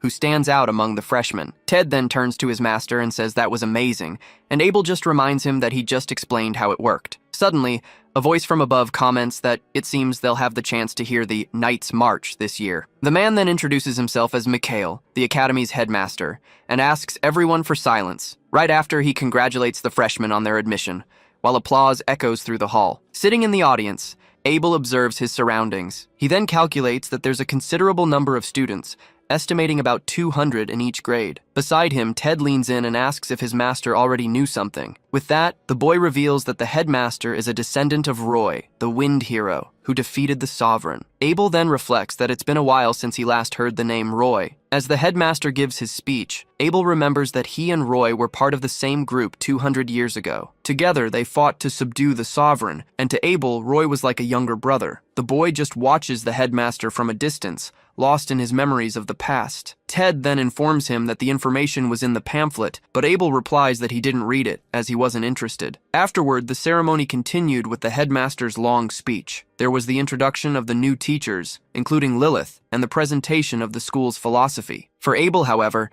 it was all just a boring and meaningless waste of time. After the ceremony, the two walk down the hallway toward their classroom, Class A. Ted then turns and asks his master if he's okay, noticing that he seems a little off. Abel denies it, saying it's nothing and just keeps walking. Suddenly, his eyes widen with an unexpected realization. He stops walking, causing Ted to call out to him, worried. With that, the boy realizes he's feeling a strange gaze on him. The sensation isn't coming from a living being, and he wonders if it could be a regalia or if someone has discovered his true identity. Suddenly, Abel feels a strange gaze coming from somewhere. Then, he wonders if someone might have discovered his true identity. Abel then realizes the magical power of whoever's watching him is weak, as if they're using a regalia or something similar. Nearby, a student asks his classmate if that was the same blonde boy he had faced before. Indignant, the green-haired boy questions what the other just said. He claims it was just the enchantment that threw them, but the girl beside him doubts charm magic can do that. Eliza then recalls that everyone saw the doors resonating at the entrance ceremony and bets that it's connected. At that moment, someone steps forward in the room. Ted Langobard then pulls Abel by the arm, bringing him to the center of attention. As soon as they reach the front, all eyes in the room turn to the two of them. While Ted comments on the tension in the air, Abel replies that he finds this situation quite common. The green-haired boy just watches the scene in silence. From their seats, two other students watch everything intently. Suddenly, a new person enters the classroom. A student reacts in shock, unable to believe the Class A advisor is that person. With a thud, the professor places his books on the desk. A student then shouts, "Professor Emerson!" With a wink, the man confirms that he's correct, to the astonishment of the entire class. A shocked Ted also turns, shouting, "Emerson?" Then Abel asks if he's famous, and Ted confirms that he is. He then explains that they're talking about a candidate for executive of the Chronos Magic Society, known as the strongest mage of the modern era. At this, Abel remembers that he's the man frequently mentioned in modern magical engineering texts. He then concludes that, for a mage of this era, Emerson seems rather competent. Next, Ted mentions the rumor that he was responsible for the magical engineering section of the written exam. Upon hearing this, he understands why the test was so hard, while Abel finally grasps the situation. The professor then announces that he'll skip roll call and introduces himself as Emerson, the teacher in charge of Class A. Abel notices that, on top of everything, the professor's hair is a mess. He also notices his shirt is untucked, giving him a sloppy appearance. With this, he thinks that Emerson doesn't seem like a proper adult,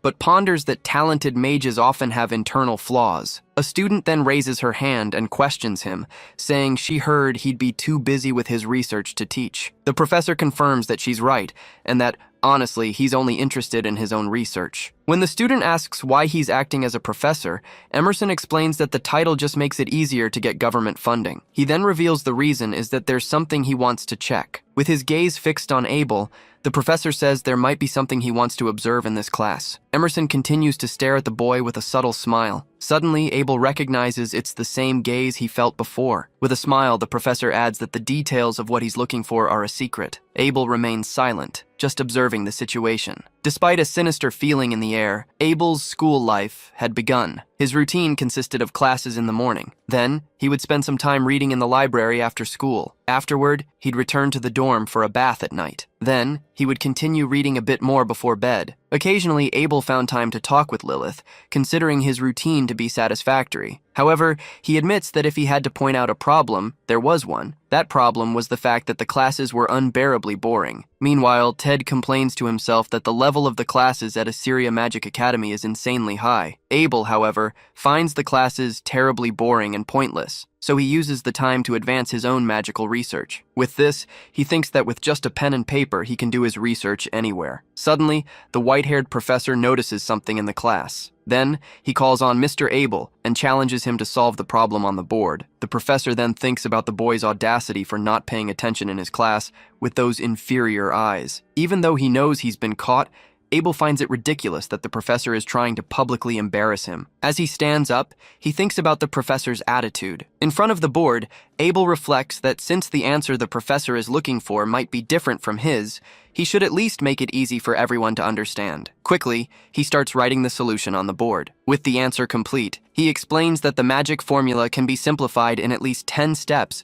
using existing shorthand. Seeing the solution, the professor is completely shocked. Ted thinks that, although he shouldn't say anything since he wasn't paying attention either, he'd like a class that was actually for the students. Angrily, the professor grinds his teeth and just tells Abel to sit down. As he walks back to his seat, Abel thinks to himself that the professor is a show-off. Disdainfully, a classmate clicks his tongue, calling him a show-off. Then, another student criticizes him for being the blonde's lackey and a lower eye, questioning the point of studying magic. Despite the comments, Abel decides to simply ignore the taunts. It is then revealed that the Asura Magic Academy has 5 libraries, and the Grand Library holds a vast collection of books. However, since the main location is always crowded, Abel just borrows the books from there. He then reads them in the smaller libraries, figuring the extra effort is worth it. Suddenly, a voice comments on the coincidence and catches his attention. Eliza then appears and remarks that he is also studying there. Confused, he asks what she means by her surprise, stating that libraries are good for focusing. She then asks him about his homework,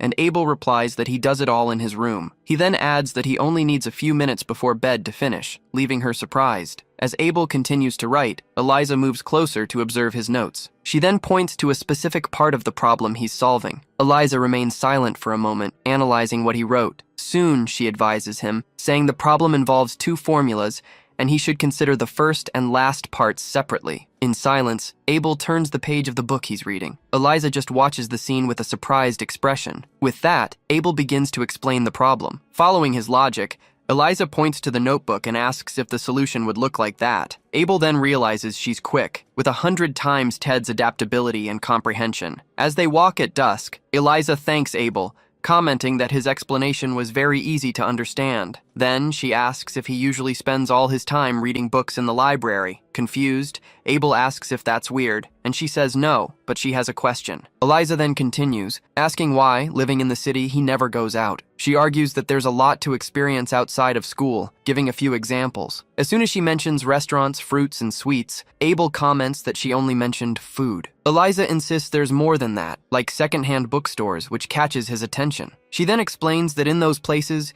you can find cheap and rare books, which makes Abel ponder. He then reflects that he would, in fact, like to visit the bookstores of the current era. With a smile, Eliza suggests they go out together on their next day off so she can thank him. As soon as Abel replies that he doesn't mind, Eliza celebrates that their outing is set. With that, she sighs, relieved she managed to convince him. Then, the group of students Abel faced before appears, mocking Master Kun. The trio then takes an intimidating stance, blocking their path. Unfazed, Abel simply asks if he can help them with something. The blue-haired student retorts, telling him to stop showing off and acting so superior. Next, he accuses him of using money to get into the academy, questioning how a lower eye was admitted. Smirking, the green-haired boy draws his weapon and says that's why they're going to redo his entrance exam for him. He then taunts him, asking what Abel will do today without Ted to protect him. Beside them, Eliza reacts with surprise, recognizing the weapon is a regalia. Abel then cuts her off and asks why they despise external students so much. The boy grinds his teeth,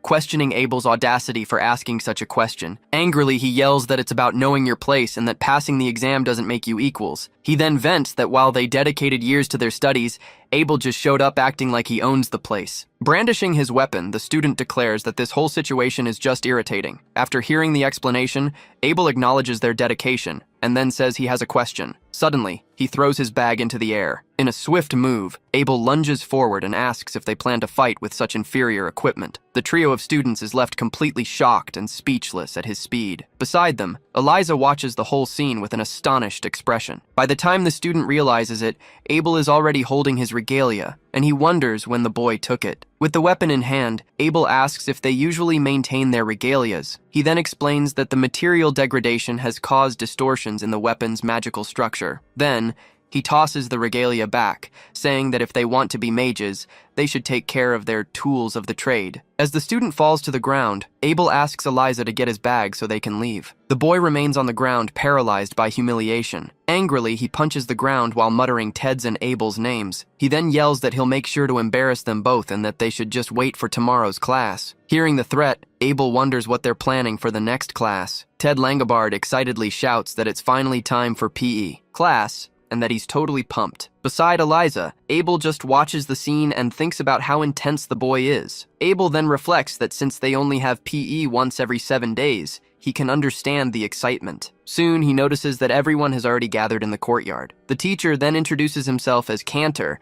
the PE instructor, and says that some of the prep students might already know him. With that, he announces that today they'll be playing Hound, and as Ted asks what that is, Eliza also admits she doesn't know. As soon as Cantor starts explaining the game, the green-haired student interrupts him, saying they already know the rules. The professor just laughs and says that they're not understanding the situation. With a smile, he explains that the class adapts for those who are unfamiliar or unable to participate. The green-haired student then agrees, commenting that the outsiders require more effort. Realizing the professor's intention, Ted and Eliza become alert. Eliza, however, smiles defiantly, saying she'll teach those troublesome outsiders a lesson. As Ted cheers her on, Abel thinks that although he's used to being treated like a failure, it must be hard for them. The professor then announces he's going to divide the teams and will call out the names for the split. Next, the students begin to group up, waiting for instructions. With his arms crossed, Abel just watches the teams being formed in silence. Soon, the final team is made up entirely of students from outside the academy. Ted Langobard then cheers excitedly, happy to be on the same team as his friends. At this, Eliza calls him a carefree meatball, and he reacts, not understanding the nickname. She then explains that if he didn't notice,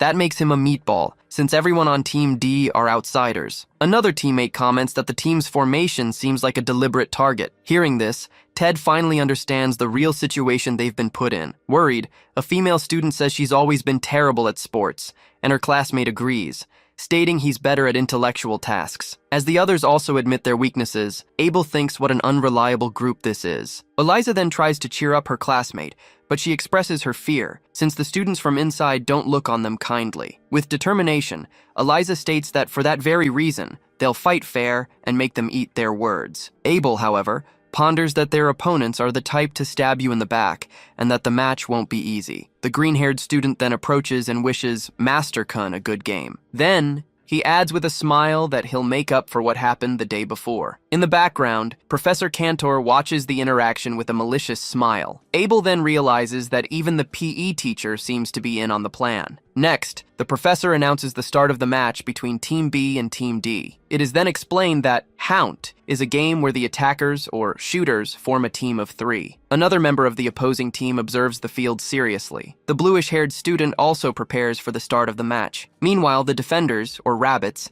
are divided into 2 teams that take turns in 5-minute rounds. The shooters use a shooting glove-type regalia to launch energy projectiles. The projectiles come in 3 types, one of them being a spear specialized for speed. Another type of projectile is the spherical one, which has a more balanced power. Lastly, there's also the disc type, which is easier to maneuver in the air. The shooter's objective is to hit the rabbits and take them down. Meanwhile, the rabbits must focus on dodging the projectiles. Just as Ted comments that it looks like dodgeball, it's revealed that the team with the most survivors wins. He then completes his thought saying it's a game where they're divided between offense and defense. Abel then watches Ted dodge a projectile and thinks that's to be expected from that loud kid. Abel then deduces he must have reacted to the vibration in the air produced by the launch. Right after, one of his teammates is hit square on by a projectile. With that, Abel watches his fallen teammate, realizing he's been hit and is out of the game. He then reflects that attributeless magic might have low power and not be lethal. However, he knows that even so, magic is still magic. Ted manages to block an attack, but realizes that without using body enhancement magic to defend, the impact will still hurt a bit. In an agile move, Eliza manages to dodge one of the projectiles. Suddenly, Abel finds himself surrounded by 2 projectiles heading his way. He then thinks how surprising it is that they're attacking so directly. As he ducks, the 2 projectiles end up swerving away from him. He realizes that 2 other projectiles were launched at his teammates. With no chance to react, both are hit at the same time, to everyone's surprise. Eliza watches the scene in shock, unable to believe what just happened. With a serious expression, Abel starts to suspect those guys are up to something. In the distance, the opposing trio gathers, with the green-haired boy adjusting his glove confidently. Outraged by the situation, Eliza yells at the opposing team. She then accuses them directly, questioning if they're not cheating. With that, Abel realizes that Eliza had also noticed the irregularity. He then understands that within that non-attribute magic, they had added a target tracking syntax. This meant that the shooting glove they prepared had been illegally modified for the match. The green-haired student then tells her to stop talking nonsense and provokes her, asking if she has any proof. Furious with the insult, Eliza yells and asks what he just said. Suddenly, Abel holds her back to stop her from lunging at the opponent. He then explains that distracting an opponent with words is one of the fundamentals of battle. So, he warns her to focus, as they're also shooting from the sides. With a flushed face, Eliza can only thank Abel for his help. Abel then reflects that while watching the match,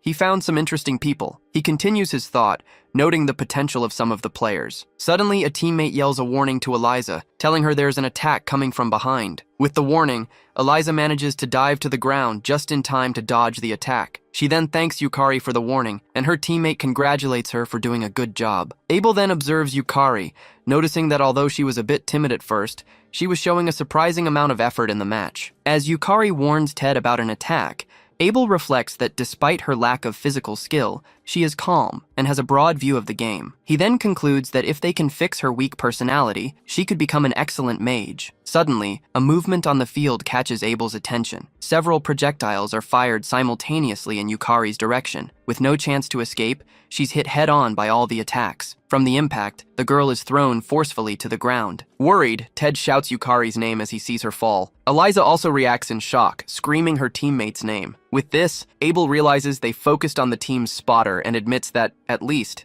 they used their heads. The green-haired student then boasts, yelling that she's a nuisance and that the slow ones should get off the field. Lying on the ground, Yukari just laments her defeat. With her face wounded, Yukari tries to get up, but is hit again. Another teammate is also hit and eliminated from the game. Eliza and Ted watch the scene, shocked and not understanding the opponent's aggressiveness. Angrily, Eliza turns to them and asks what they are doing. The green-haired student replies with a smirk, asking what she means. His teammate then adds that they're just removing some invasive species. Seeing a new attack, Ted yells for them to wait, but it's too late. Yukari is hit once more, falling to the ground while screaming in pain. While running to help, Eliza screams for them to stop since Yukari was already down. The student then argues that there's no rule against attacking a fallen rabbit, as the game is still on. Taking advantage of the distraction, the opponent attacks her directly, saying her guard was wide open. From the impact, Eliza is thrown to the ground, and Ted screams her name. Abel then reflects that one of Eliza's weaknesses is getting carried away by her emotions too quickly. Then, Ted stands up and shouts an objection, getting the professor's attention. He then points at the professor, insisting that attacks shouldn't count, and asking if he didn't see it. Before he can finish his sentence, Ted is hit by a projectile and cries out in pain. From the impact, he's thrown to the ground, and Eliza yells his nickname, Pudge! Abel sighs, thinking that sometimes the hunter becomes the prey. The green-haired student then mocks them, saying it seems the outsiders are all useless. With a smirk, he continues the taunt, asking why they don't act like it and go back to the gutter where they belong. Lying on the ground, Eliza and Ted just endure the humiliation. Nearby, Yukari cowers, intimidated by the situation. Abel remains silent, just watching the match unfold. After just 2 minutes of play, only one rabbit is left on their team. Abel then positions himself alone in the center of the court, as the last survivor. The opponents prepare for the final attack against him. With a victorious smile, the green-haired boy asks how they should get rid of this last opponent. Abel just stares down the trio with a serious and determined expression. The green-haired student then yells that there's only one target left, preparing for the final attack. With that, he orders everyone to crush him, and his teammates fire their projectiles simultaneously. Several energy attacks then fly toward Abel, who remains standing in the center of the court. Even though he thinks it'd be less trouble to let them win, Abel decides he won't just stand by after they've gone this far. He then moves quickly, dodging the first projectile with ease. With an agile spin, Abel manages to escape another attack coming his way. As the opponents keep firing,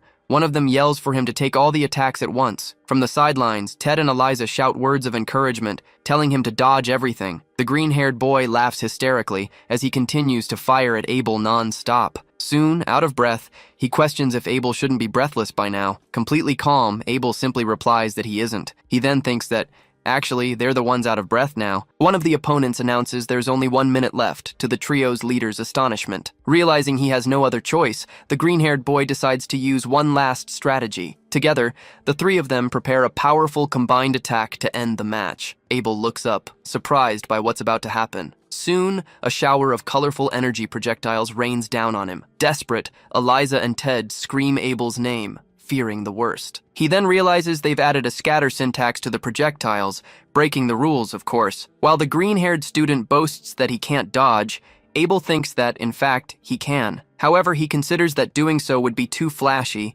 and would reveal his abilities. With that, Abel decides that what he's about to do will also be a violation of the rules. He then concludes he has no other choice, since they were the ones who started cheating. With full authorization, Abel activates his counter magic to protect himself. To disguise it, he sits down and pretends to be in trouble as a magical barrier shields him from all the attacks. On the sidelines, his teammates watch the scene completely stunned and speechless. The opponents are also shocked, not understanding what just happened. With his glove failing, the green-haired student wonders if his regalia is broken. The professor then ends Team B's attack phase, blowing the whistle to end the turn. Soon, his teammates run over to congratulate him, impressed that he managed to survive alone. As soon as Ted starts celebrating, Abel tells him to shut up, reminding him that he's the only survivor. Abel then realizes they need to annihilate the opposing team in the next attack. With that, he knows it will be their defeat if they can't win now. Ted then confidently declares that they're going to win this match. Next,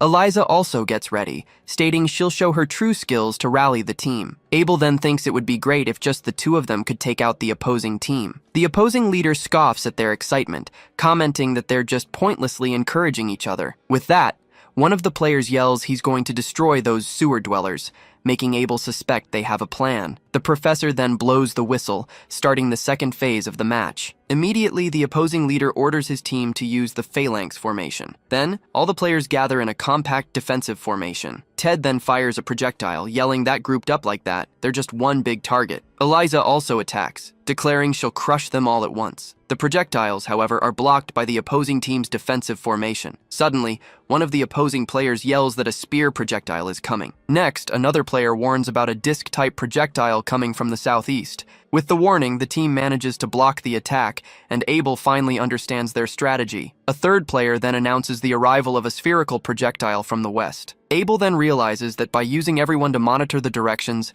they're sharing information and eliminating blind spots. While Ted shouts for Abel to help, since their attacks aren't reaching, he just admires the true phalanx formation. Eliza also gets frustrated, complaining that her attacks aren't working even though her magic power is stronger. With a slight smile, Abel admits to himself that they have good teamwork. The opposing leader then taunts him, saying he can't seem to even manage a pincer attack. With disdain, Abel replies that's just the basics, and then calls for Ted. He then asks Ted to come closer for a second, leaving him surprised by the call. Abel tells Ted that he will be their key. From a distance, the green-haired boy watches the two of them whispering, and suddenly, they look at him. With his eyes glowing, Ted begins to recite an incantation. He then raises his arm and invokes, "Holy spears, descend from the heavens." The opposing team watches on, clueless as to what's happening. Abel then continues the chant. Hearing this, Ted turns and asks what's with the long chant. Unfazed, Abel says it doesn't matter and keeps concentrating. Then, Ted holds out his hand and recites, "Gather in my hand." With his eyes fixed on the target, he yells, "Unleash the power of the abominable void." Calmly, Abel whispers the keyword, "Russet." As soon as Ted shouts the final command, "Tempest," a powerful energy is released. The opposing team looks up at the sky, confused by what's coming. Suddenly, one of the players shouts and everyone turns to the surprise that awaits them. A shower of golden energy spears then rains down on them, and they scream in pain and surprise. The impact knocks down all the players on the opposing team at once. The team leader can only lament his defeat as he watches the attack's aftermath. In a final blow, the opposing team's leader is hit squarely and cries out in pain. With all the players down, the professor watches the outcome of the match in complete silence. With no other option, he raises his arm and declares Team D the grand winner. Celebrating, Eliza shouts at the top of her lungs that they've won. Beside her, the other team members also celebrate the unexpected result. Eliza then congratulates Ted, asking why he didn't use that power before, leaving him at a loss for words. With an awkward smile, he replies that it was just a fluke. Abel watches the scene, thinking that with all the attention on Ted, everything worked out perfectly. The green-haired student gets up from the ground, lamenting his humiliating defeat. He then wonders how he could have lost to an outsider, feeling completely defeated. Abel then approaches and says that, although he doesn't know how hard they worked, there's something he needs to understand. He continues, explaining that at the very least, the reason Ted was able to stay in the game was due to his skill and the result of his own efforts, leaving his opponent speechless. As Ted celebrates, Abel reflects that while he can't give him all the credit since the last move was his, he acknowledges his worth. He then remembers how hard Ted studied and trained for that entrance exam. Abel then finishes, saying that he saw all the effort he put in to get there. With his head down, the green-haired student just clenches his fists in silence. Suddenly, Ted holds out his hand to him in a gesture of friendship. With a smile, he says that yesterday's enemy is today's ally, and invites him to eat manju together. In the background, Abel just watches, thinking how Ted is still hung up on the manju idea. The green-haired student stares at the outstretched hand, still reluctant to accept the offer. Even with the rejection, Ted doesn't give up and insists on being friends. Eliza then asks what his problem is, since even Acorn apologized. With a smile, Ted comments that, at least this time, he didn't slap his hand away. He then optimistically concludes that this is already a step forward in their friendship. The team then calls him hopeless, but Ted encourages them to aim high for his goal of 100 friends. Abel just watches the scene with a slight smile and his arms crossed. At dusk, the Academy's towers stand out against the sky. In a luxurious hallway, an imposing figure walks toward a room. The mysterious figure then climbs a flight of stairs, approaching their destination. The figure then approaches a double door at the end of the hallway. With a touch, he uses his magic to open the sealed door. Upon entering, the man curiously looks around the room. He then comments that there are more things here than before. From his desk, Professor Emerson apologizes for the mess and invites him in, calling him Mr. Headmaster. The headmaster, a man with a long white beard, just observes the place in silence. Next, he points to one of the screens and comments to Emerson that it seems he's been watching the same scene repeatedly. The professor then explains that it's a video captured by a spy drone he developed. In the recording, Ted appears concentrating his energy and shouting to release his power. Right after, the video shows the powerful explosion of energy he unleashed. Shocked by what he saw, the headmaster asks what that was, and Emerson asks if he noticed it too. With a smile, the professor states that it's an incredible disguised magic and that few people would notice it. He then explains that it seems Abel Kuhn is the one behind it, as he discreetly moves his mouth in the recording. With his eyes fixed on the screen, Emerson declares that he will uncover his true identity. Eliza invites him out on their next day off as a way to thank him. Finally, the promised day with Eliza arrived, and Abel sees it as a good opportunity to learn about the culture of the current era. Suddenly, he notices someone's presence in the room. Looking toward the front desk, he finds Lilith organizing some papers. As soon as he asks if she's the one in charge today, she greets him with surprise. With a smile, she asks if he's going to the library again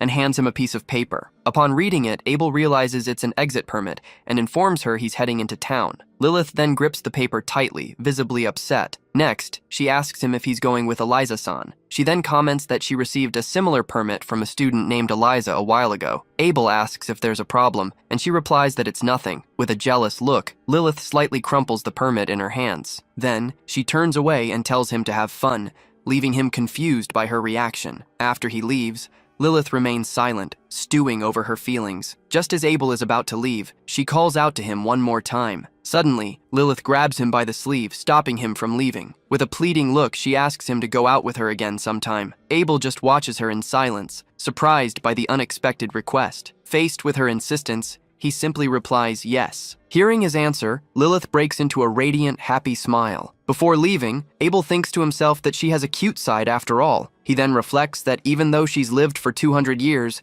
she sometimes shows a childish face. In a memory, Lilith whispers that she admires him from the bottom of her heart. As he leaves the room, Abel is left pondering what she said. He then wonders if that was meant as respect, while Eliza waits for him in the city. As soon as he finds her, he apologizes and asks if he made her wait long. With a smile, Eliza says no, and that she just got there. She then remarks, surprised, that even that Abel knows how to apologize, and he asks if that's so strange. Eliza replies that she was just a little surprised by his attitude. With an inviting gesture, she offers to be his guide through the royal capital for the day. Abel agrees to her proposal, saying he'll leave it to her since she seems familiar with the place. Next, Eliza announces their first stop is the Ruin Memorial Clock Tower, which has an observation deck. Soon they climb the stairs, passing by the huge gears of the clock's mechanism. He then thinks about what an interesting machine it is, so elaborate and orderly. From the window, Eliza calls him over, telling him to come see the view. As he gets closer, she points to the landscape, saying you can see the ocean from there. From the top of the tower, the panoramic view of the city stretches out to meet the sea on the horizon. Suddenly, something in the landscape catches Abel's eye. Spotting a ship in the ocean, he asks what that is, leaving Eliza confused by the question. She then explains that it's a steamboat and questions why he doesn't know what it is. With that, Abel understands it's a ship that crosses the sea using magic stone fuel. He then concludes that if it can be seen so clearly from this distance, the boat must be very large. Eliza then thinks that just as she imagined, he understands things better when he sees the real object. With a slight smile, Abel thinks that this will be a good day for their outing. While watching him, Eliza seems to be pondering her impression of him. He then remembers how he learned the new culture of that era ahead of schedule. Next, he recalls a movie scene he watched with Eliza. Abel then reflects that this city is full of things he has no knowledge of. As they walk down the street, he points to a store and asks Eliza what that is. With a flashy sign, the place piques Abel's curiosity about what's inside. Unsure how to explain, Eliza tries to find the right words to describe the place. She then informs him it's called a game center, and he repeats the name, confused. She explains that it's a place where people spend their free time, but Abel interprets it as a place to burn money. He then ponders that with the era being so peaceful, entertainment culture has developed considerably. Curious, he says he's interested and suggests they go in, and Eliza agrees, admitting it's her first time too. As they head for the entrance, a spy drone watches them from a lamppost. The drone continues to monitor their movements, following them closely. Upon entering, they find themselves in a luxurious environment full of game machines. The place is filled with people having fun with various types of electronic games. Suddenly, Eliza spots other students from the academy in the crowd. She then confronts them, asking what the hell they think they're doing there. Suddenly, a magical skeleton appears behind Eliza, who turns around, startled. Upon seeing the creature, she starts screaming in terror. In a panic, Eliza clings to Abel, who just asks her to calm down. He then explains that it's just an imitation infused with magic, and she reacts with surprise. Embarrassed, Eliza steps back and apologizes, while Abel just watches her. The skeleton then says it's no big deal, as he's used to that reaction. But Eliza shouts that she wasn't talking to him. With that, the creature points to the game section and informs them that the roulette area is for adults only. Abel then realizes there are many strange and unfamiliar things in this place. Suddenly, Eliza points to a claw machine and calls out to him, asking if it's what she thinks it is. She then runs towards the machine, excited by what she's found. With a smile, she confirms that they're the minimum monsters. She then explains that she loves this series of plushies, and Abel repeats the name, confused. Eliza then reveals it's a collection of legendary magical beasts from the past, but in cuter versions. Enthusiastically, she says there are over 200 types, and the collection is gaining popularity among the city's youth. Abel just looks at the machine's claw, finally understanding what it is. Abel then understands why they look familiar, as he's fought some of them in the past. With her eyes sparkling, Eliza points to a plushie and says she loves that one, Jameis. Abel then reflects that while its appearance isn't something that would drive girls crazy, he thinks that guy would be very strong in a fight. Surprised by the comment, Eliza agrees, saying that Jameis was indeed strong. Abel then remembers how the creature's breath turned everything to stone, and that it was a difficult time. He continues the memory, explaining that the petrifying breath was a problem, and that they defeated it with wind magic. Eliza watches him in silence, not understanding what he's talking about. Realizing he said too much, Abel scolds himself for being careless. He then thinks that he tends to ramble when it comes to strong enemies from the past. With a restrained laugh, he wonders how he's going to get out of this situation. Eliza then laughs and comments that even Abel tells those kinds of jokes, calling him weird. Relieved, Abel decides to just leave it at that and not explain any further. With a smile, Eliza asks if he thinks she's strange for liking the ones that look strong instead of the cute ones. Then she adds, questioning if she's not feminine enough. Abel just watches her in silence for a moment. With that, he states that it's natural for individuals to have different views from one another. He then says he thinks her preference is perfect, as what should be valued most is one's essence. Eliza just stares at him, surprised and touched by his words. With a blushing face, she thanks him and says that if he puts it that way, she can't disagree. Soon, she looks back at the plushie and says she's starting to like Jameis more and more, and Abel asks if she wants it. Embarrassed, Eliza replies that of course she wants it. She then points to the claw and says it's impossible, as there's no way that small thing can pick up such a large plushie. Abel looks at the machine and agrees that it does indeed seem impossible. Using his analytical eyes, he performs a structural analysis of the mechanism. With this, he realizes the claw's strength has been set to be very weak. He also notes that the operability of the controls has been intentionally impaired. Abel then comments on the unscrupulous business practices, leaving Eliza confused. He then says that at least he won't feel bad about what he's about to do, and she asks if he's going to try and get it. As he inserts a coin, Abel says that they are the ones who turned the possible into the impossible. With his hands on the controls, Abel states that mages are the ones who turn the impossible into the possible. He then clarifies that he isn't stealing the plushie as he's playing by the rules. With that, he thinks that he's already paid the specified amount in coins. With his eyes closed, Abel concentrates to activate his magic. He then opens his eyes, which glow with energy,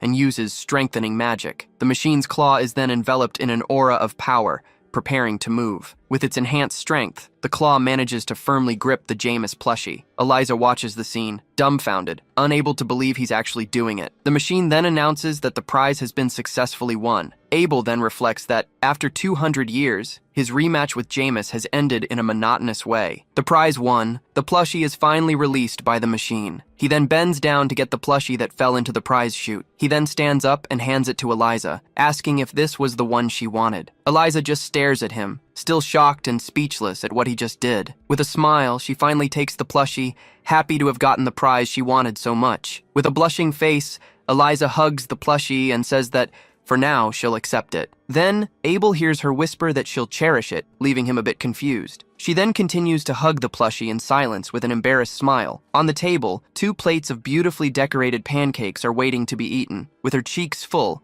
Eliza exclaims how delicious the dessert is. As she eats, she tells Abel that the pancakes from this place are on another level. Then, Eliza asks if she can try a piece from his plate too. Abel then reflects that other people's food always looks more appealing, something that time hasn't changed. With that, he cuts a piece of his pancake and offers it to the girl, simply saying, "Here." Without hesitation, Eliza eats the piece offered directly from his fork. Right after, she praises the hint of dark chocolate and says that pancake is delicious too. Eliza then asks if Abel wants to try hers too, to which he agrees. So, she brings a fork with a piece of her strawberry pancake to his mouth. Even though he's not a fan of sweets, Abel admits he can eat these pancakes easily. Excited by his reaction, Eliza confirms she knew it and reveals that this is her favorite shop. Abel, however, comments that he finds it intriguing that she doesn't mind the situation, making her curious. Calmly, he explains that he read in a book about the act of putting your mouth where someone else's has already been. Then, Abel asks if that isn't called an indirect kiss, leaving Eliza completely embarrassed. Abel watches Eliza's reaction as he finishes chewing, wondering if she was so focused on the food that she didn't notice. Seeing her panic, he apologizes for saying something unnecessary, but Eliza stammers that's not the case. She then tries to play it off, saying that an indirect kiss is normal and she's not worried about it at all. Abel then replies that he understands and that in that case, it's all fine. He observes how she seems very worried about the situation, but decides he should believe her words. After a moment, Abel takes a sip of his tea in silence. Calmly, he comments that the atmosphere of this street seems a bit different from the others. Surprised, Eliza asks if he felt the same way about the place. She adds that the street has a retro feel, but Abel replies that to him, it feels nostalgic. After a pause, Eliza calls his name. She then points out that there's a difference between finding a scene retro and finding it nostalgic, which surprises Abel. With that, Eliza directly asks who he is, mentioning his fight in the exam and the enchantment on his uniform. She finishes by stating that his abilities are far beyond the level of an average student. With Abel unable to answer, Eliza just stares at him in silence, waiting for an explanation. In his thoughts, Abel reflects that being a reincarnated mage from 200 years ago is a secret he only wants to share with Lilith. He concludes that if this information spreads, the risk of getting into trouble will only increase, and his only wish is to live in peace. Suddenly, a quick pan reveals a lamppost on the street. The focus then shifts to Abel's eyes as he notices something and decides that, either way, he should first take care of a small surveillance device hidden at the top of the lamppost. With that in mind, he leans forward and tells Eliza that being watched at school is one thing, but it's unpleasant to be observed even on holidays. Confused, Eliza just calls his name. Not understanding the situation, she asks what's wrong. In a sudden move, Abel leans over her, as if he's about to kiss her. The unexpected closeness sends Eliza into a complete panic. Hidden behind her, he points his finger and conjures a fireball with a projectile speed enhancement. The next instant, the lamppost on the street explodes, startling the girl. As a startled Eliza turns around, Abel moves away and comments that it was probably a malfunctioning lamppost, trying to get the conversation back on track. Eliza stares at him in silence, suspicious of his explanation. Soon her expression turns to one of visible disappointment. Abel simply replies that it's nothing and tells her to forget what he said. At that, Eliza apologizes for being nosy and asking so many questions. Not understanding her reaction, he just confirms that it's okay. In her thoughts, she begins to admit that she just doesn't want to feel like she's being left out by him. With a flushed face, she continues her reflection and realizes she's sure that she likes Abel, confirming for herself how she feels about him. As they walk back at sunset, he thinks that even after destroying the regalia, he still feels like he's being monitored. Given this, Abel concludes that it might be time to take some measures. The boy realizes this whole situation is becoming more and more of a nuisance. Suddenly, he stops and asks Eliza to go on ahead, which surprises her. He then explains that he forgot something at the last shop and needs to go back for it. Holding the bear she won, Eliza agrees with a smile and says that's fine. Then she says goodbye, telling him she'll see him tomorrow at school, and he thanks her. As soon as she walks away, Abel turns and quickly enters a dark alley. Landing on the stone ground, Abel plants himself in the middle of the alley. Next, he looks up and states that he knows someone is there. Calmly, the boy adds that he can feel the presence of 2 people. Then, he directly orders them both to come out of hiding. From the shadows, a sorceress emerges amidst a surge of energy and remarks that Abel understood their intentions. With a smile, she adds that he decided to let the girl go and that she adores smart kids like him. Abel then analyzes her and deduces that, having gray eyes, she uses this magic to blend into her surroundings. He also notices her revealing clothes are meant to increase the precision of her magic. Suddenly, a voice from above says he never thought a brat could notice their presence. The same voice then comments that for a child to have noticed them, it seems they've found a real monster. Then, a man leaps from the roof, landing in the alley with great force. Upon seeing the emerald eyes, Abel immediately identifies him as a wind element mage. The newcomer then praises Abel, saying that, as expected of someone recognized by him, the boy has great talent. Intrigued, Abel repeats the mention of someone having recognized him. He then asks who sent them and what their purpose is here. The sorceress then scolds her partner for his big mouth, saying he's always talking too much. The man apologizes to Abel, but states that, despite everything, they are still professionals. Then, he unsheathes his dagger, which glows with wind energy. His partner then declares they won't reveal their client, not even on their deathbed. With a subtle smile, Abel comments that an opponent like that only makes him more motivated for the coming fight. The scene then shifts to Emerson's memories, where he reflects on how in this world, no human would bother fighting an insect. Likewise, no one would try to discuss the stars with a monkey. For him, someone he could talk to about magic as an equal was something that simply didn't exist. From a very young age, his talent for magic was evident to everyone around him. Because of this, by the time he became a student, he had already developed his own regalia. His talent and his creation were revolutionary, yet the other students mocked him, saying it must be nice to be a genius or that his ideas were too difficult. Thus, everyone always commented that he was probably looking down on them in his heart. Soon, he realized that overwhelming talent only leads to a deep and inevitable loneliness. When he entered the academy, he even tried hard to make people understand him. But at some point, he came to a harsh and unfortunate realization. He then came to the conclusion that it was useless to try and stay on the same level as inferior people. After all, to polish a diamond, you need another diamond or something even harder. He understood that no matter how talented someone is, there's no way to improve unless they find a mage of equal or higher level. Because of this, he felt an overwhelming stagnation, to the point he couldn't find a reason to keep living. And yet, now he had been inspired by Abel after observing and measuring his incredible abilities. That presented him with new possibilities so he could finally improve. As he walked, his heart pounded with immeasurable anticipation, something he was feeling for the first time. To achieve this, he hired Musson, the illusionist, and Bardot of the Gale. Both were members of the Chronos Magic Society, just like him, and were among the highest-ranking mages in the world. With his renewed determination, he thought that if he could get to know Abel better, he would be willing to do absolutely anything it took. He was determined to use any means necessary to achieve his goal. Upon arriving, he excuses himself and opens the door to the room. Inside, Abel was sitting amidst high-tech screens, drinking calmly. Without turning around, the boy thanks him for making him so comfortable in that place. Surprised to see him there, Emerson can only call out Abel's name. He then questions him about how he got in, admitting he was caught by surprise. Emerson then explains that he had placed multiple and complex types of protective barriers in that room. Calmly, Abel replies that he barely felt the barriers, comparing them to simply tearing a piece of paper. Faced with this answer, Emerson laughs and praises the boy's talent, saying he'll need to check the magic source again. Abel then reveals that the friends he hired told him everything, and that the person controlling the surveillance regalia was Emerson himself, who stares at him, surprised by the discovery. Abel then bluntly orders him to stop watching him immediately. Hearing the order, Emerson just adjusts his glasses in silence, with a serious expression. From above, Abel reinforces his order for Emerson to stop watching him. In silence, Emerson just adjusts his glasses as he processes the situation. In his thoughts, he fumes, realizing that his subordinates not only lost, but also sold him out. Abel, for his part, deduces that some kind of brainwashing magic was used,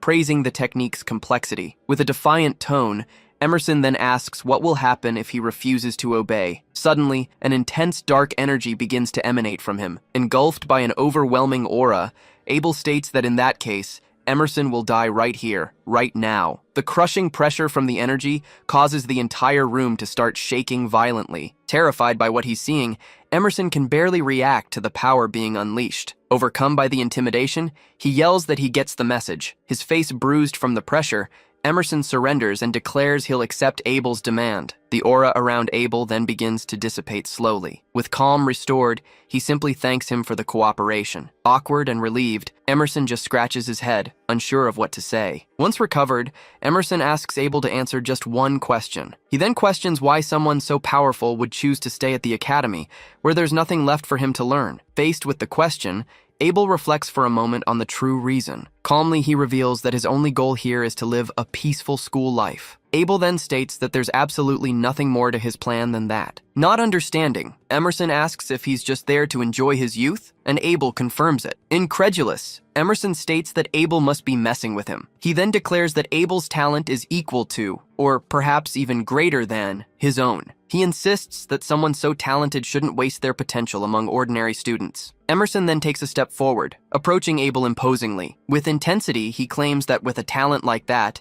Abel could easily shape the entire world. He continues, saying the boy could rule over commoners, and that such a talent should be shown off. After hearing all this, Abel just lets out a long, tired sigh. Then, he shoves him aside and tells him to get out of his way. Impatiently, Abel says he isn't interested in this pointless talk and that it's a waste of time. As the door slams shut, Emerson is left alone in his messy office. He stands there for a moment, still visibly shaken from the encounter. His face covered in sweat, he reflects that even for someone who has faced countless geniuses, he's never been subjected to such pure killing intent, and concludes that it was magnificent. With a smile of pure excitement, he then whispers Abel's name to himself. He then celebrates that with Abel around, he'll finally have a chance to grow and evolve. Later, under the night sky, the scene shifts to the academy dormitory. At the door, Eliza confirms with Ted that the professor isn't in his room. Ted explains that he thought Abel would be with her, but adds that it's not unusual for him to disappear. He offers to pass on a message, but Eliza declines,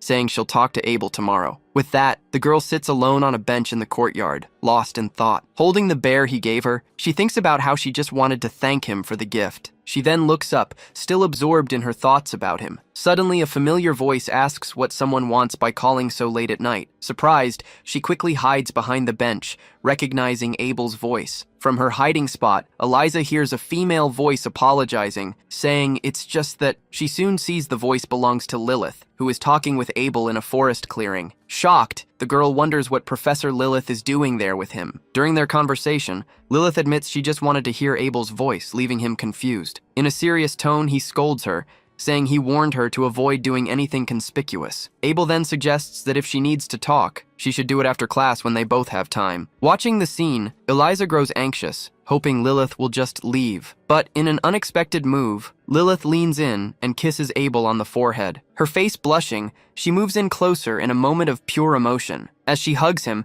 Abel comments that she really hasn't changed at all, leaving Eliza utterly horrified by the scene. Panicked and unable to process it, the girl mentally screams about what just happened. The morning sun illuminates the capital, marking the start of a new day. Soon, Yukari arrives at the cafe and greets Eliza cheerfully. However, she notices her friend's expression and is immediately confused. With a distant gaze, Eliza just murmurs Yukari's name in response. Worried about the situation, Yukari gets closer and asks if something happened. She then comments that it's strange for Eliza, who loves sweets, to have ordered just a cup of coffee. Next, Yukari asks if something is on her mind and offers to help in any way she can. Without beating around the bush, Eliza reveals she saw something, making her friend even more curious. In a flashback, she starts to tell her that she saw Abel with that woman. With the image of the kiss in her mind, she concludes, saying they were kissing. Back in the present, Eliza calls out to Yukari, still processing the scene she witnessed. With that, she asks directly if Abel and Professor Lilith are dating. Upon hearing the question, Yukari finally understands the situation and realizes that Eliza likes Abel. Suddenly, she stands up with a big smile and shouts that everything is fine. Confidently, Yukari assures her there's nothing to worry about, as Abel and Professor Lilith are blood siblings. With a smile, she explains that it's a rather popular story, since they both stand out a lot. Then, Yukari mentions that even Ted knows about it and considers them a pair of strange siblings. Still in disbelief, Eliza argues that, even so, their behavior is not normal at all. In her mind, she replays the scene of a pair of blood siblings meeting in secret in the forest. The girl then remembers the moment they kissed, stuttering in her thoughts. With a finger on her chin, Yukari ponders the situation, trying to find an explanation. Eliza insists, pointing out that they are still a student and a teacher, and that this could create awkward situations at the academy. Yukari then argues that if they're a very close and tight-knit family, would it be so strange for them to express their affection with a kiss like they would as children? Hearing the explanation, Eliza pauses for a moment and admits her friend has a good point. With a gentle smile,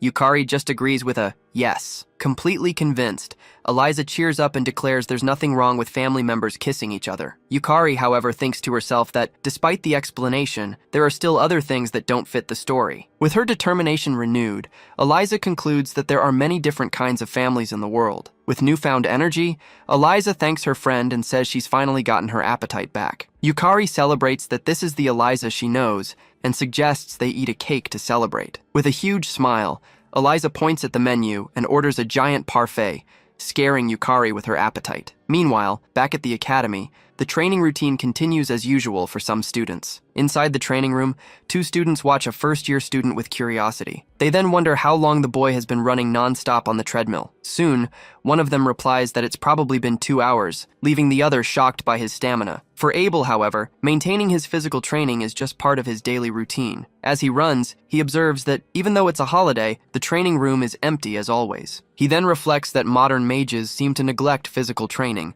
considering it a wasted treasure. Suddenly, Ted bursts into the room shouting that he's finally found his teacher after searching everywhere. With a big smile, he asks if Abel has been here the whole time he was missing. Tired, Abel turns off the treadmill and laments that, of all people, it had to be Ted who found him. Even annoyed that his peaceful place was invaded, he turns around and asks what Ted needs. With an excited look, Ted then asks him if he's already decided which research group he'll join. While drying himself off, Abel remembers hearing something about research groups at the entrance ceremony. Ted then accuses him of having completely forgotten, but Abel replies that he's simply not interested in the matter. Enthusiastically, Ted explains that a research group is an extracurricular activity, like a club, to research magic and regalia. He even adds that some groups have achieved results so good that they were awarded by the country. Excited, Ted reveals that he's going to the group's recruitment event and invites him to come along. Abel, however, dismisses the invitation, saying it doesn't sound interesting and that he should find someone else. In his thoughts, the boy reflects that, in any case, he has learned something from his many experiences. He concludes that the most efficient way to research magic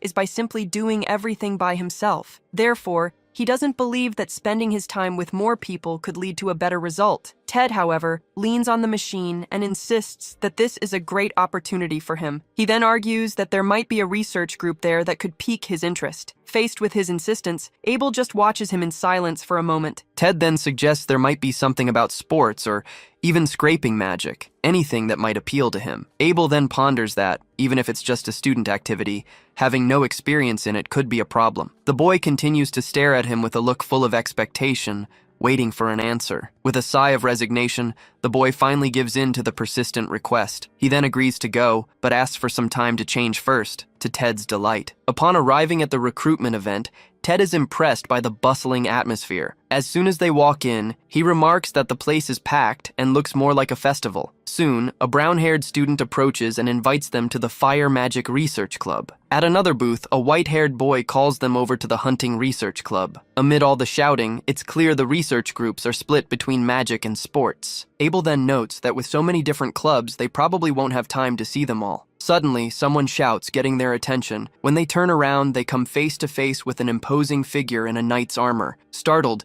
Ted backs away and yells, asking why the hell a knight would be there. With a laugh, the guy takes off his helmet, revealing it's just gear they use for a game. He then compliments Ted's build and asks if he'd be interested in a sport called Army Foot. The student then starts explaining the rules, leaving Ted completely dizzy from the information overload. As he watches, Abel concludes the sport seems to be a variation of rugby from 200 years ago. Awkwardly, Ted tries to decline the invitation, saying he likes to work out, but that it might not be for him. In an attempt to escape, he turns to Abel and asks what his professor thinks of the offer. Curious, the guy in armor asks if by professor, Ted means the kid with the amber eyes. With a faint smile, he says he can't accept the offer and declines the invitation. Abel then reflects on how things are in this era, where a mage with amber eyes is seen as a symbol of a failed student, one who can barely use magic with ease. Suddenly, the team captain approaches and asks about the situation with the new recruits. In a whisper, the guy explains he found a promising freshman, but his condition for joining was that his amber-eyed friend had to join the team too,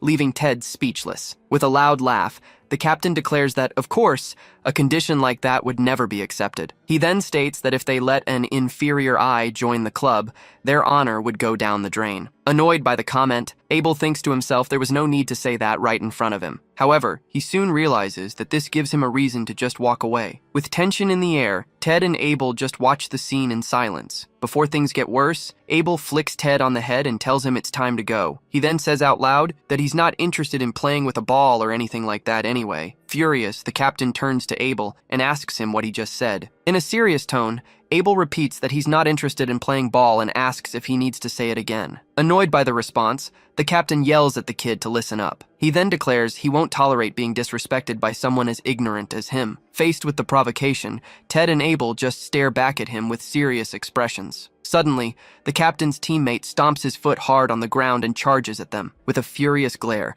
he says that if Abel thinks they're just playing with a ball, then he should say it again after taking this powerful direct hit. However, Abel dodges the attack with a quick, precise move. As he moves past him, Abel lands a kick on his feet. From the impact, the guy in armor nearly loses his balance, surprising everyone. Gritting his teeth, he curses in anger as he glares at a calm Abel. Without hesitation, he yells that it's not over and charges at the boy with everything he's got. Tired of the commotion, Abel decides it's best to be as discreet as possible and stop them peacefully. With that, he leaps into the air and says he'll return the ball to the upperclassmen. He then uses material reinforcement magic to strengthen the ball. Then, he throws the ball with impressive force and speed. The projectile hits the captain square in the face, who can barely react to the impact. The force of the throw sends the captain flying backward and crashing to the ground. Knocked out, the captain lies on the ground as other students wonder what's going on. Seeing the result, Abel realizes he might have overdone it a bit. In the crowd, a student yells for the captain, while Abel thinks how hard it is to adjust the power of his attacks. After that, they kept walking through the event, but Abel noticed the magic clubs were all very low level. Besides, the sports clubs were too time-consuming, with some even having activities on weekends. While Ted is surrounded by students trying to recruit him, Abel decides to just hit the gym by himself. He then concludes that, as expected, he doesn't need to join any club to reach his goals. Suddenly, a voice in the distance shouts, "Let's eliminate all war from this world," confusing the boy. Turning around, he sees a group of hooded figures inviting him to the anti-magic club in the name of peace. One of the members hands him a flyer for the Magic Eradication Research Club. Abel is intrigued by the idea and wonders why they would enroll in the academy if they want to eradicate magic. With an excited shout, the group's leader declares that the light of glory will now shine upon the anti-magic club. He then proclaims their time for revolution has finally arrived. Looking closer, Abel realizes the group's leader is someone he knows. With a look of surprise, he recognizes him as Bass, who advances with his sword in hand. Abel reflects that he'd heard Bass had enrolled here, but didn't expect their reunion to be like this. Elsewhere, Bass remarks that Abel looks fragile and that Ted has stopped talking about him. Even from a distance, Bass wonders if, despite those eyes, Abel is really okay. With a neutral expression, Abel just watches the crowd around him. Suddenly, a boy with green highlights in his hair is called by someone in the middle of the festival. Turning around, he reacts with surprise when he realizes who's calling him. Abel then gestures for him to come over for a second, confusing the guy. With disdain, the boy asks what this is about, stating he has no intention of getting along with him. In surprise, he asks if Abel has never even heard of AMO, the Anti-Magic Organization. He then explains that it's the Anti-Magic Organization, or AMO for short. The guy then comments that while they preach peace, their methods are pretty radical. He then says it's a popular social issue and that Abel should read up on it, making him pensive. With a superior tone, the boy calls him an outsider and asks if he's decided which club he's going to join. Before Abel can answer, the guy scoffs and says no one in their right mind would accept an inferior eye like him. However, Abel interrupts him and states that he can recommend the perfect club for him. With a smile, he tells the guy to follow him,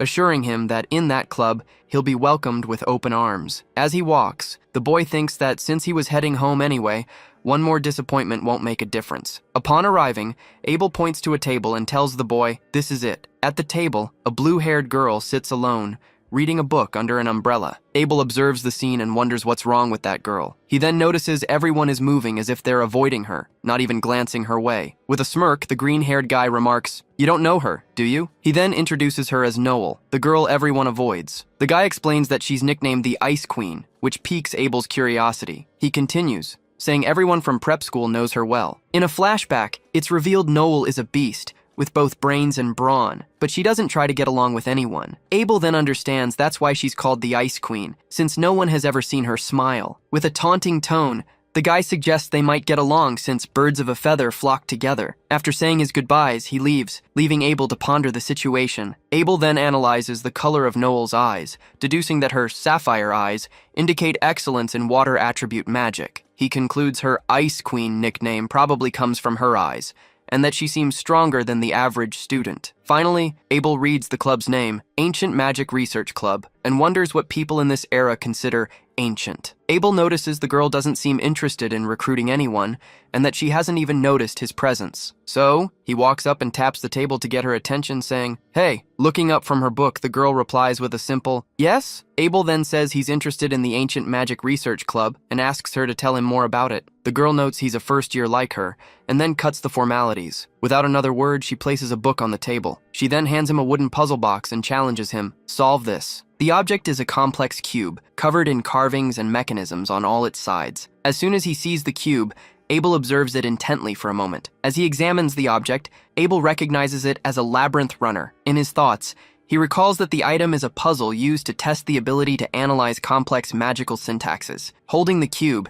he feels a wave of nostalgia and notes its complexity indicates it's not an off-the-shelf product. Abel then deduces that the girl probably built the labyrinth runner herself. With that, he begins to analyze the object's magical syntax. Next, he channels his magical power through the correct path, causing the cube to glow. With a click, the box opens, revealing the puzzle has been solved. Surprised, the blue-haired girl stares at him with wide eyes. Without wasting time, Abel hands the box back to her and says he's already solved it. Incredulous, she takes the object and wonders if it's broken, since it was solved so quickly. Calmly, he confirms that it isn't broken and that he really did solve it. The girl then comments that it should have taken at least an hour to solve. Having completed the challenge, Abel says he has done what she asked and now wants to know more about the club. Faced with this proof of his skill, she just watches him in silence for a moment. Finally, the girl stands up and leads Abel upstairs, toward the club room. Abel follows the blue-haired girl down a silent, empty hallway. With a curious gaze, he observes the place's architecture as he walks. As they approach a door, he notices a sign stating that entry is forbidden for ordinary students. Intrigued, Abel asks if she's sure this is the right way. Without turning around, the girl simply replies that this is the correct place. Then she stops in front of a smooth wall with no visible door. The boy watches her closely, impressed by what he sees. With a swift motion,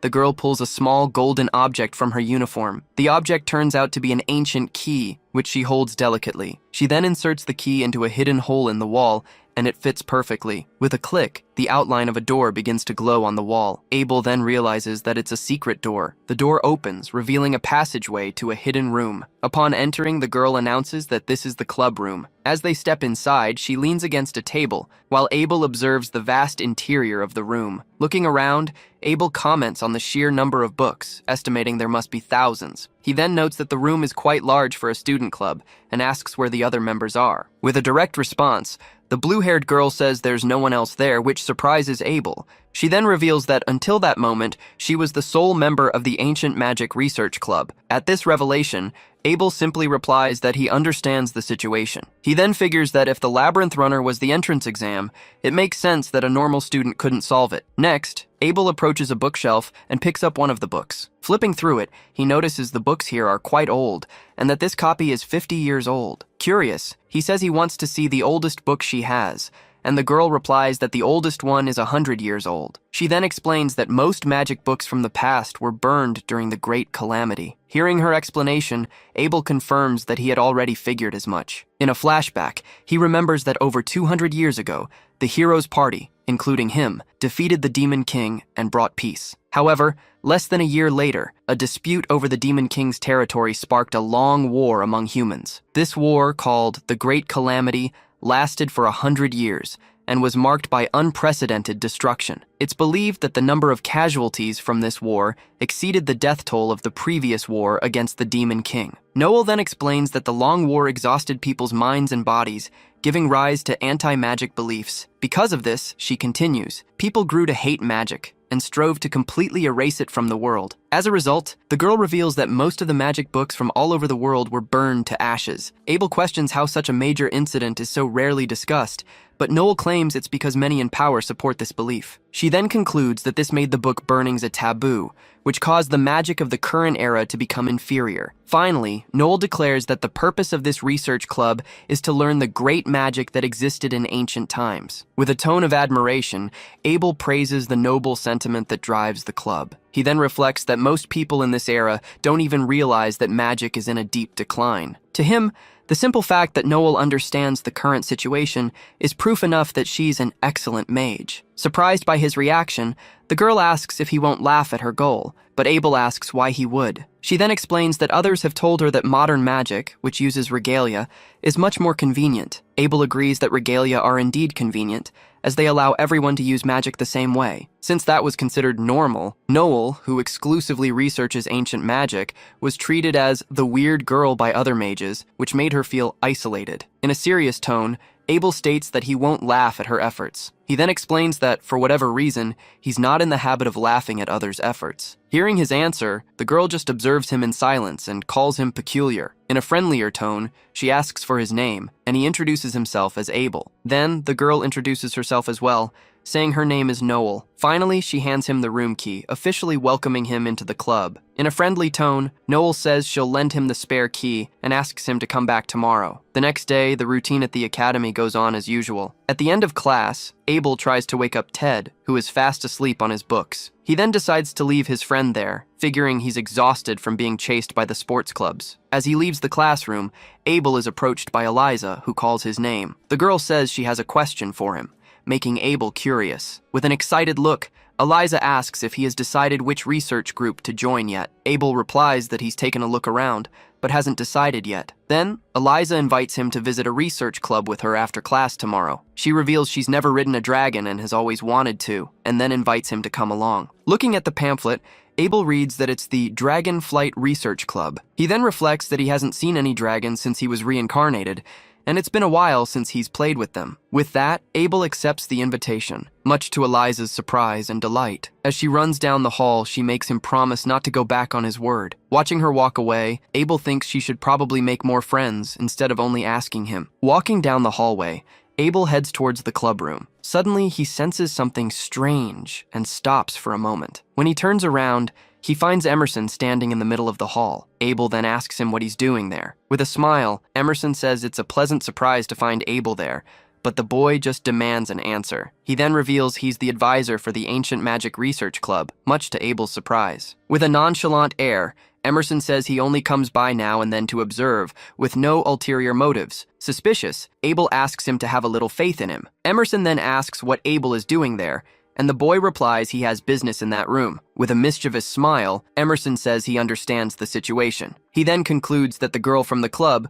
Noel, likes Abel too. In an inviting tone, Emerson suggests they talk for a bit, leaving Abel confused. He then reveals Noel was enrolled on the headmaster's recommendation and is the only first year with a special class exemption. Emerson explains that her abilities already surpass many of the teachers, and there are no classes that meet her needs. That's why the academy gave her that secret library and let her study on her own. With a smile, Emerson reveals that Abel also qualifies for the exemption and offers to recommend him. Abel refuses the offer, reaffirming that his only goal is to have a peaceful student life. With a serious gaze, Abel just stares at him, absorbing the information. Emerson then points out that Abel's actions are contradictory, questioning why he'd get involved with someone everyone avoids. Abel defends himself, saying he's not getting involved with her, but is simply interested in the books in that room. At this, Emerson again accuses him of being contradictory, since if he wants a peaceful life, he shouldn't be seeking out ancient books. He then says Abel must have realized by now that it's easier to just mind his own business. With a curious look,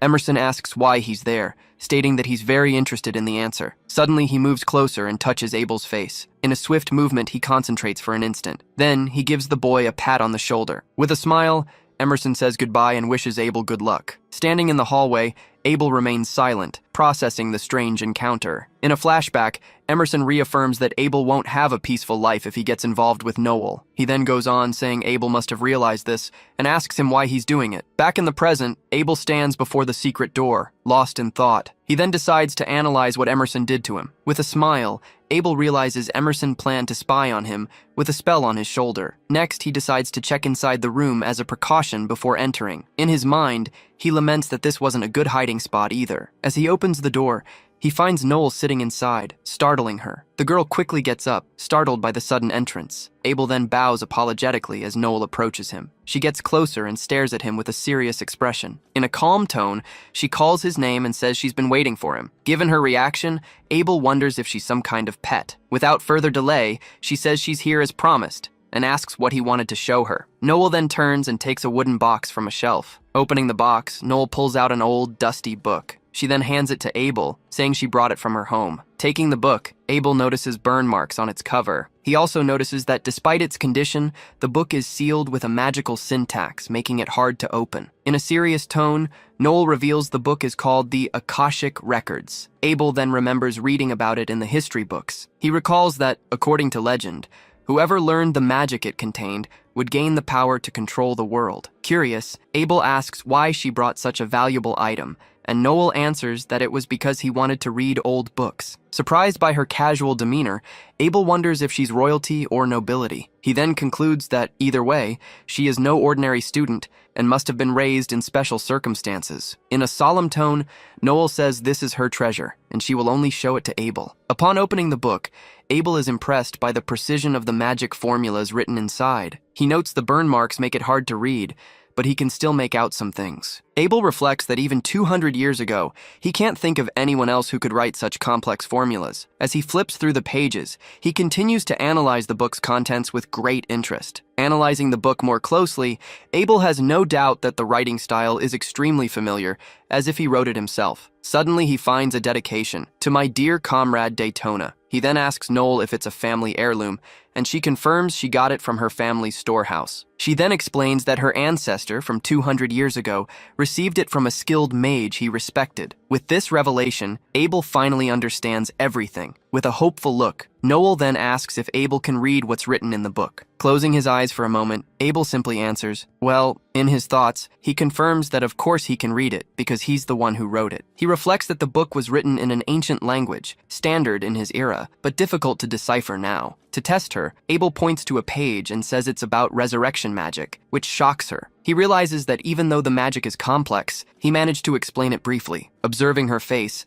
Abel notices she looks exactly like the Daytona he knew in his youth. With that, he is certain that Noel is indeed a descendant of Daytona, the water heroine. Impressed with his explanation, Noel asks him to teach her more about the book's contents. With teary eyes, Noel asks him to teach her more about the book she's holding. Abel apologizes and says they have to leave it for another day, since curfew is approaching and he has commitments. The girl then looks at him with a disappointed expression. She then says she agrees, but on the condition that he lets her use the room again. With a smile, Abel agrees and promises to teach her how to read the book next time. The girl's expression changes to one of complete surprise at his promise. Happily, she hugs the book tightly and agrees to their arrangement. The next day after class, they meet in front of the dragon hangar. Soon, an excited voice calls out to everyone there. Then, a group of young men greets them with roses, thanking them for coming to the Dragonflight Research Club. Abel then notices the flamboyant appearance and strong scent of perfume from the club members. With looks of pure horror, he and Eliza wonder if this is really the Dragonflight Research Club. With a wide smile, the club leader gets the attention of all the new recruits. Next, he thanks everyone for coming and invites them to relax and have fun together. Shocked,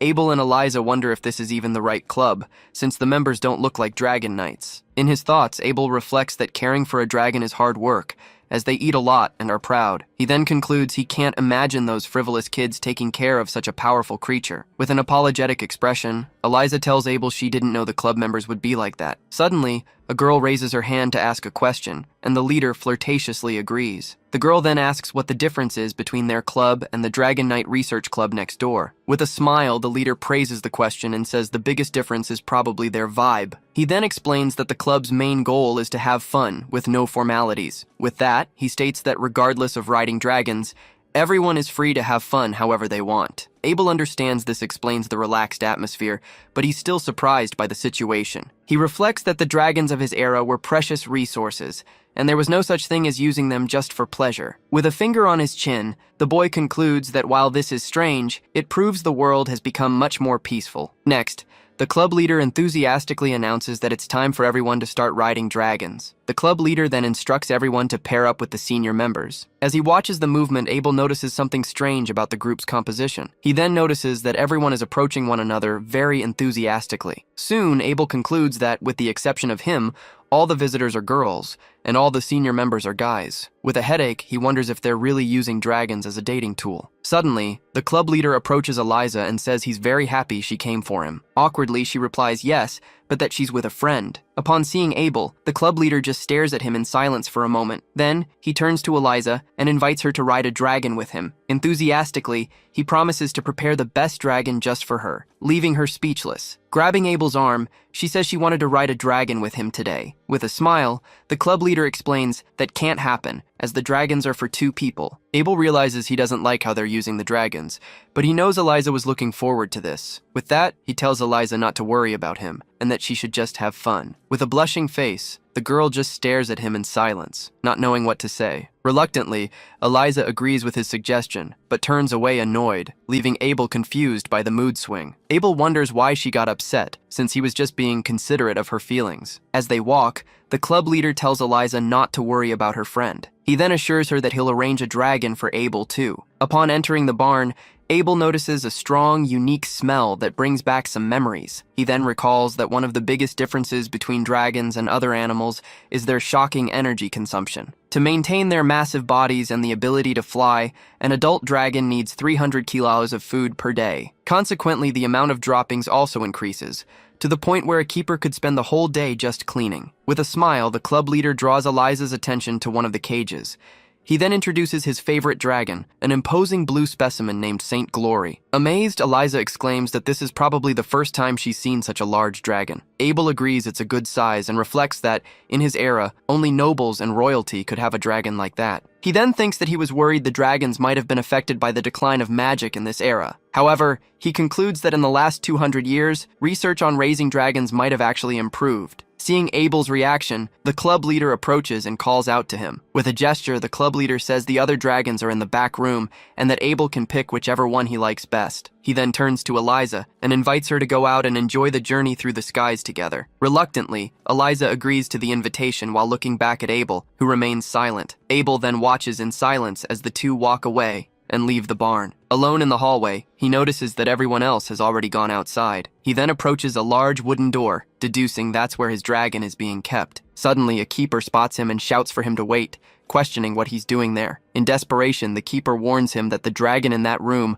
Leonhardt, really hates humans. He finishes with a warning not to go in there carelessly, but Abel just stares at the door with a calm gaze. The caretaker apologizes for suddenly shouting and introduces himself as one of the dragon keepers. Abel replies that it's fine and says he actually wanted to see the dragon. With a smile, the caretaker says it'll be quicker if Abel sees it for himself and invites him inside. As they open the door, the two carefully enter the stable. Abel falls silent for a moment, surprised by what he sees. Inside the cage, a massive and aggressive red dragon lets out a mighty roar. With a fierce gaze and a scar across one eye, the creature stares at them suspiciously. Smiling with admiration, Abel praises the magnificent dragon standing before him. The caretaker explains that Leonhardt is the oldest dragon there, over 100 years old, and was once famous on the racing tracks. He goes on to say that some people suggested it would be better to simply put him down. However, the caretaker reveals that Leo was beloved by the younger dragons, and his presence makes caring for them much easier. With conviction,